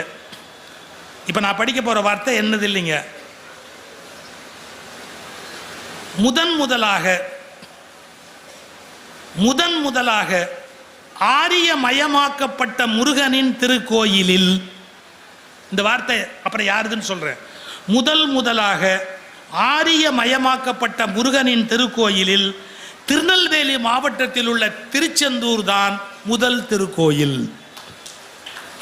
சூரசம்ஹாரம் அங்கே தான் நடக்குது. நம்ம மெர்ச்சி பண்றோம். தேவசேனாதிபதியா கொண்டாந்து முருகப்பெருமான சுப்பிரமணியராவும் இங்கே தமிழில் இருந்த முருகனையும் நம்ம இணைக்கிறோம். நான் என்ன சொல்ல வரேன், இப்போ அதை அறுத்துருங்கன்னு நான் சொல்லலை. இனிமே பிரிய முடியாது. நம்ம கலந்துட்டோம், எல்லாரும் சேர்ந்துட்டோம். ஒன்னே ஒன்று மட்டும் சொல்கிறேன், கலந்துட்டவங்களில் ஒரு சில பேர் உன்னை விட நான் மேலேன்னு திமிரு பேசாது. கலந்துட்டவங்களில் ஒரு சிலர் உங்களை விட நான் மேலேன்னு திமிரு பேசாது. நீங்களும் எங்களுக்கு சமமாக நில்லுங்க. எங்களை விட மேலேன்னு பேசாது, எங்களை விட கீழேன்னு கூட நான் உங்களை சொல்லலை. நீங்களும் நானும் ஈக்குவலாக இருக்கலாம். எங்களை விட மேலே அப்படிங்கிறத நிலநாட்ட முயற்சி பண்ணாதீங்க. இது இணைந்தது தான்ங்கிறத ஒத்துக்கிட்டா எந்த சட்ட சிக்கலும் கிடையாது, எந்த சமூக சிக்கலுமே கிடையாது. ஒரு காலத்தில் வேல் வழிபாடு மாமிசத்தோடு தொடர்புடையது. பின்னர் வந்த ஆகம வழிபாடு மாமிசங்களோடு தொடர்பு இல்லாதது. இதுலயே பல பேருக்கு தெரியலீங்க. கோர்ட்லயே இந்த விழயத்தை சொல்ல மாட்டேங்கிறாங்க. ஆகமப்படி கட்டிய கோயில் என்பது வேறு, கட்டப்பட்ட கோயிலில் ஆகமம் நுழைக்கப்பட்டது என்பது வேறு. There is a vast difference. Sir, நான் லா கிராஜுவேட். இதுக்குள்ள எவ்வளவு பெரிய வித்தியாசம் இருக்கு தெரியுங்களா? ஆகமப்படி கட்டப்பட்ட கோயில் என்றால் வேறு, கட்டப்பட்ட கோயிலில் ஆகமம் நுழைக்கப்பட்டது என்றால் பொருள் வேறு. திருப்பரங்குன்றம் கோயில் ஆகம கோயில் ஆக முடியாது. ஏன் திருப்பரங்குன்றம் ஆகம கோயில் ஆக முடியாது தெரியுங்களா? பாறையில் செதுக்கப்பட்ட உருவம் சிலை எடுத்தலுக்குரிய ஆகம இலக்கணப்படி வராது. பாறையில் செதுக்கப்பட்ட குடைவரை கோயிலுக்கு ஆகமங்கள் கிடையாது. நம்ம எல்லாம் அழிச்சாட்டியம் பண்றோம். எனக்கு என்ன தெரியுமோ அதை சொல்லுவேன், நீ மரியாதையா கேட்டுக்கோ. தப்பு. வரலாற்றை முழுமையா படிச்சு பார்த்தா அது குடைவரை கோயில், மலையில செதுக்கப்பட்ட ஒரு உருவம். குடைவரை கோயிலுக்கு ஆகமம் பொருந்துவதற்கு வழி இல்லை. பிறகு ஆகம வழிபாடை ஏற்றுக்கொண்டு விட்டோம். இப்ப நான் மாமிசத்தை உள்ள கொண்டு போங்கன்னு சொல்லல, நடக்காது, வேண்டாம். நான் அந்த அர்த்தத்தில் பேச வரல, எதையும் தப்பா புரிஞ்சுக்க. நாளைக்கு தலைப்பு செய்தி தப்பா கூட போடுவாங்க. நான் அந்த அர்த்தத்தில் சொல்லல. ஆனா ஒன்ன புரிஞ்சுக்கங்க, இன்னைக்கு மாமிசம் அந்த கோயிலுக்குள்ள வேணாம். ஆனா ஒரு காலத்துல மாமிசம் இருந்ததுங்கிறத ஒத்துக்கோ. இதுல என்ன தப்பு இருக்கு? அது இங்க கிடையவே கிடையாது. இருந்ததுப்பா, அப்புறம் காலத்துல மாறி போச்சுப்பா. ஏன்னா சமணர்கள் வருகைக்கு பிறகு மாமிசத்துக்கு இடம் கிடையாது. பிறகு ஆகமத்தினுடைய வருகைக்கு பிறகு மாமிசத்துக்கு அங்க இடம் கிடையாது. ஸோ இதெல்லாம் பின்னால ஏற்பட்ட மாற்றங்கள், ஏற்றுக்கொள்ள தயாரா இருக்கிறோம். ஆனா வரலாற்றை ஆழமா படிச்சு நாம அதை தெரிந்து கொள்ள வேணும். இது கே பிள்ளை அப்படிங்கிற ஒருத்தரும் சீனிவாச ஐயங்காரும் அவங்களுடைய ஆராய்ச்சியை தொகுத்து தான் இந்த புத்தகம் எழுதப்படுது. கிபி 2ஆம் நூற்றாண்டு அளவில் பாருங்க, கிபி 2ஆம் நூற்றாண்டு அளவில் தமிழரின் அழகு கடவுளாகிய முருகனுடைய பண்புகளோடு, இந்த வார்த்தை யாருதுன்னு கொஞ்சம் நீங்க கவனிக்கணும். 149 பிடி சீனிவாச ஐயங்கார் வார்த்தையை கவனிச்சுக்கோங்க. யாரோட வார்த்தை? பிடி சீனிவாச ஐயங்கார். ஏன்னா இல்லாட்டி வேற யாரோ திராவிடர் கழகத்தில் சொல்லிட்டான்னு சண்டைக்கு வந்துருவாங்கல்ல. இதை எழுதுறது பிடி சீனிவாச ஐயங்கார், ஹிஸ்டரி ப்ரொஃபஸர், 1906 மெட்ராஸ் யூனிவர்சிட்டியில் அவர் எழுதின புஸ்தகம் வந்திருக்குது. அதில் எழுதுறாரு, என்ன எழுதுறாரு? தமிழரின் அழகு கடவுளாகிய முருகனுடைய பண்புகளோடு ஆரியர்களுடைய போர்க்கடவுளாகிய கார்த்திகேயனுடைய பண்புகளை இணைத்து சுப்பிரமணியன் என்னும் இந்து சமய தெய்வத்தை நம் முன்னோர்கள் உருவாக்கினார்கள். குறிஞ்சி நில கடவுளான முருகனுடைய மனைவியாகிய வள்ளியையும் கார்த்திகேயனுடைய பட்டத்தரசியாகிய தெய்வயானையையும் சுப்பிரமணிய கடவுளின் காதல் மனைவியாகவும் இல்லத்தரசியாகவும் கொண்டுள்ளனர் என்பது வரலாற்று அறிஞரின் துணிவு. எழுதியிருக்கிறவர் PT Srinivasa Iyengar, professor of history, Madras university. So நீங்கள் வரலாறு படித்தா தானே தெரியும். இது இணைக்கப்பட்டதில் தகராறு பண்ணக்கூடாது. எந்தெந்த நூற்றாண்டில் எப்படி எப்படி இருந்தது அப்படிங்கிறத நம்ம புரிந்து கொண்டு அதை மேற்கொண்டு கொண்டு செலுத்துவதற்கு பழகணும். சரி, நான் வழிபாட்டை பற்றி மட்டுமே பேச விரும்பலை. வழிபாட்டை தாண்டி உணவு முறை, எளிய திருமண முறை, நமக்கு பெரிய சடங்கு கிடையாது திருமணத்தில். 5 பூதங்களை சாட்சியாக. எனக்கு பெரிய வருத்தனை தெரியுங்களா, இப்போவும் திருமணத்தில் அரசாணிக்கால் நடுறதுன்னு சொல்லி ஒரு மரத்து கிளையை உடைச்சிட்டு வந்து மண்டபத்து தூணில் கட்டி அதுக்கு மஞ்சளும் குங்குமம் வச்சு அதை தூக்கி குப்பை தொட்டில் எறிகிறான். இது தமிழர் மரபு அல்ல. நம்முடைய நல்லது கெட்டது எல்லாத்திலையுமே தமிழர்கள் ஒரு மரத்தை நட்டு அதை வழிபட்டு அந்த மரம் வளர்ந்தால் வாழ்க்கை வளரும் என்ற நம்பிக்கையோடு வீடுகளில் மரம் நட்டு பூசித்த வழக்கம் நம்முடைய வழக்கம். இன்னும் உங்களுக்கு டவுட் இருக்குதா, நம்முடைய வேர் எங்கே இருக்குது அப்படின்னா, கேரளாவில் நம்முடைய பழந்தமிழ் மரபுகளை பேணுகிற நம்முடைய மலையாள இனத்து சகோதரர்கள் இன்னும் நல்லது கெட்டது வீட்டில் நடந்தால் மரம் நட்டுதான் அந்த வழிபாடு செய்வார். நம்முடைய வேர் அங்கே இருக்குது. நம்ம ஏன்னா அங்கேருந்து புறப்பட்டு வந்தவங்க தான், அதை நம்ம மறுக்க முடியாது. இப்படி எளிய முறை. 2வது, பூக்களுக்கு முக்கியத்துவம் கொடுப்பது நம்முடைய வாழ்க்கை முறை. போருக்கு ஒரு பூவு, காதலுக்கு ஒரு பூவு, ஒவ்வொரு காரணத்துக்கு ஒவ்வொரு பூ மாலை அணிந்து கொள்வது. 8வது திருவிழா மீனாட்சி வேப்ப மாலை போடுவார். எங்க வேப்பம்பூல ஒரு மாலைன்னு யாராவது நினைச்சிருப்போமா? வேப்பம்பூல ஒரு மாலை இருக்குன்னு நினைச்சிருப்போமா? இந்த மதுரையில் திருவிழாவில் 8ஆம் திருவிழா அன்னைக்கு மீனாட்சி அம்மனுக்கு வேப்பம்பூல மாலை. அவள் போய் ஒரு அசுரனை சம்ஹாரம் பண்ணிட்டு திரும்பி வர்றா அப்படிங்கிறது. போருக்கு போகும்போது வேப்ப மாலை அணிவது பாண்டியர்களுடைய வழக்கம். அதை நம்ம மீனாட்சி மேலே ஏற்றி வச்சிருக்கிறோம். அந்த பழக்கத்தை கொண்டு வந்து வச்சிருக்கிறோம். இதை விட ஒரு ஆச்சரியம் சொல்லட்டுமா, நிலத்தை பகுத்த போது குறிஞ்சி, முல்லை, நெய்தல், மருதம் எவ்வளோ அழகாக வகுத்து வச்சிருக்கிறோம். நானிலம்னு அதுக்கு பேர் வச்சோம். 4 நிலங்கள் சேர்ந்ததால அதுக்கு நானிலம் அப்படின்னு பேர். அது தெரிஞ்சிட்டா 5வது பாலை நானிலம். என்கிட்ட ஒரு ஹைஸ்கூல் பையன் கேட்டான், எப்படி சார் ஞாபகம் வச்சுக்கிறது அப்படின்னு. Very simple. அருவி, ஆறு ஓடி கடலில் போய் கலக்கணும், இவ்வளோதானே? அது எங்கேருந்து கிளம்பும்? அருவி, மலை. எது வழியாக ஓடி வரும்? காடு. அப்புறமா எங்கே வந்து பாயும்? வயல். எங்கே போய் கலக்கும்? கடல். இது 4ஐயும் பிரித்து வச்சான். மலைக்கு குறிஞ்சின்னு பேர் வச்சான், காட்டுக்கு முல்லைன்னு பேர் வச்சான், அது வயலாயிட்டா மருதம்னு பேர் வச்சான், அது கடலில் போய் கலந்தா நெய்தல்னு பேர் வச்சான். ஒரு ஆறு போகிறது தான் 6 வழின்னு அர்த்தம். ஒரு ஆறோட டிராவல் இருக்கு இல்லையா? இப்படி இயற்கையோடு இணைந்த ஒரு வாழ்வியல் நம்முடைய. கர்ப்பமான விலங்குகளை கொல்லக்கூடாது வேட்டையில். பழைய தமிழ் மரபு. விலங்கு கர்ப்பமா இருந்தா வேட்டைக்கு போறவங்க கொல்ல மாட்டாங்க. ஏங்க இப்ப கூட நம்முடைய வாழ்க்கை முறையில் புரட்டாசி மாசம் சைவம்னு பின்பற்றானே, ஏன்னு யாராவது யோசிச்சிங்களா? ஏன் அன்னைக்கு போட்டு சாப்பிட்ட சாமி அடிச்சுடுவாரு? ஐப்பசி சாப்பிட்டதே இன்னும் நிற்கிது. இப்போ புரட்டாசியில் உள்ள போன, ஏய் போன மாதம் நீ சாப்பிட்டு கேட்க மாட்டாரு. புரட்டாசியில் சாப்பிட மாட்டாங்க. ஏன் தெரியுங்களா? எல்லா விலங்குகளும் கருவுறுகிற காலம் புரட்டாசி. மேட் பண்ணி மழை முடிஞ்சிருக்கும். மழை முடிஞ்ச உடனே இனவிருத்தி பண்ணும். இனவிருத்தி பண்ணி மேட் பண்ணுறது. சார், மேட் பண்ணி இனவிருத்தி பண்ணுற காலத்தில் கொண்டுட்டீங்கன்னா அந்த இனம் வளராது சார், அதனால வேண்டாம் அப்படி. அதே நீங்கள் பெரிய புராணத்தில் வருது. கண்ணப்ப நாயனார் வேட்டைக்கு போகிறாரு. நடை தளர்வுறு, கண்ணுக்குட்டி வயிற்றில் இருக்கிற குட்டி வயிற்றில் இருக்கிற விலங்கு நடக்க முடியாமல் கஷ்டப்படும்ல, அதை கொல்ல மாட்டாங்க. சினை உற்ற விலங்குகளை கொல்லுதல் கூடாது. ஒரு வேட்டையில் கூட ஒரு அறம். இந்த மாதிரி ஒரு நெறிமுறையோடு கூடிய ஒரு வாழ்க்கை. நீங்கள் இலக்கியத்தை படிக்கிற போது சங்க இலக்கியம் மட்டும்தான் நான் சொல்கிறேன்னு நினைக்காதீங்க. பெரிய புராணம் படிங்க. ஏன் பெரிய புராணம் தெரியுங்களா? பெரிய புராணத்தில் ஹிஸ்ட்ரி இருக்குது, எத்தனையோ விஷயங்கள் இருக்குது. எங்கள் அக்கா சாரதா நம்பி ஆரூரன் ஒரு குறிப்பு சொன்னாங்க. சுந்தரமூர்த்தி சுவாமிக்கு கல்யாணம் ஆன டைம் சொல்லுவியான்னார். கல்யாணம் நின்று போன டைம் ஆனால் இல்லை, கல்யாணம் நின்று போன டைம் சொல்ல முடியுமான்னு கேட்டாங்க. எப்படிக்கா சொல்கிறதுன்னு. சுந்தரமூர்த்தி சுவாமி அப்போ ஒரு தேவாரம் பாடுறாரு. அவர் தேவாரம் பாடின அந்த இசை பண்ணு, அந்த பண் ஒலிக்கிற நேரத்தை கணக்கு பண்ணா கல்யாணம் நின்ன நேரம். இந்த பண்ணு தான் இப்ப பாடணும் கோயில்ல அப்படின்னு தமிழ் பண்கள். இப்படி வாழ்வியல்ல உணவு, திருமணம், சடங்கு, எளிமை, தூய்மை, மிக அழகுணர்ச்சி, எஸ்தெட்டிக் சென்ஸ், அழகுணர்ச்சி, பொறாமையற்ற ஒரு வாழ்வு. இன்னும் நீங்க புறநானூறெல்லாம் எடுத்து பார்த்தா அறம் சார்ந்த சிந்தனைகள். இன்னொன்னு மறந்துடாதீங்க, சமணர்கள் கொடுத்த அறநூல்கள் ரொம்ப இம்பார்ட்டன்ட். சமணர்கள் கொடுத்த அறநூல்கள் தமிழின் மிகப்பெரிய சொத்து. தமிழை எப்படி வாழணும் அப்படிங்கிறதுக்கு அவர்கள் எழுதி வைத்து விட்டு போன நீதி நூல்கள் மிக மிக முக்கியம்.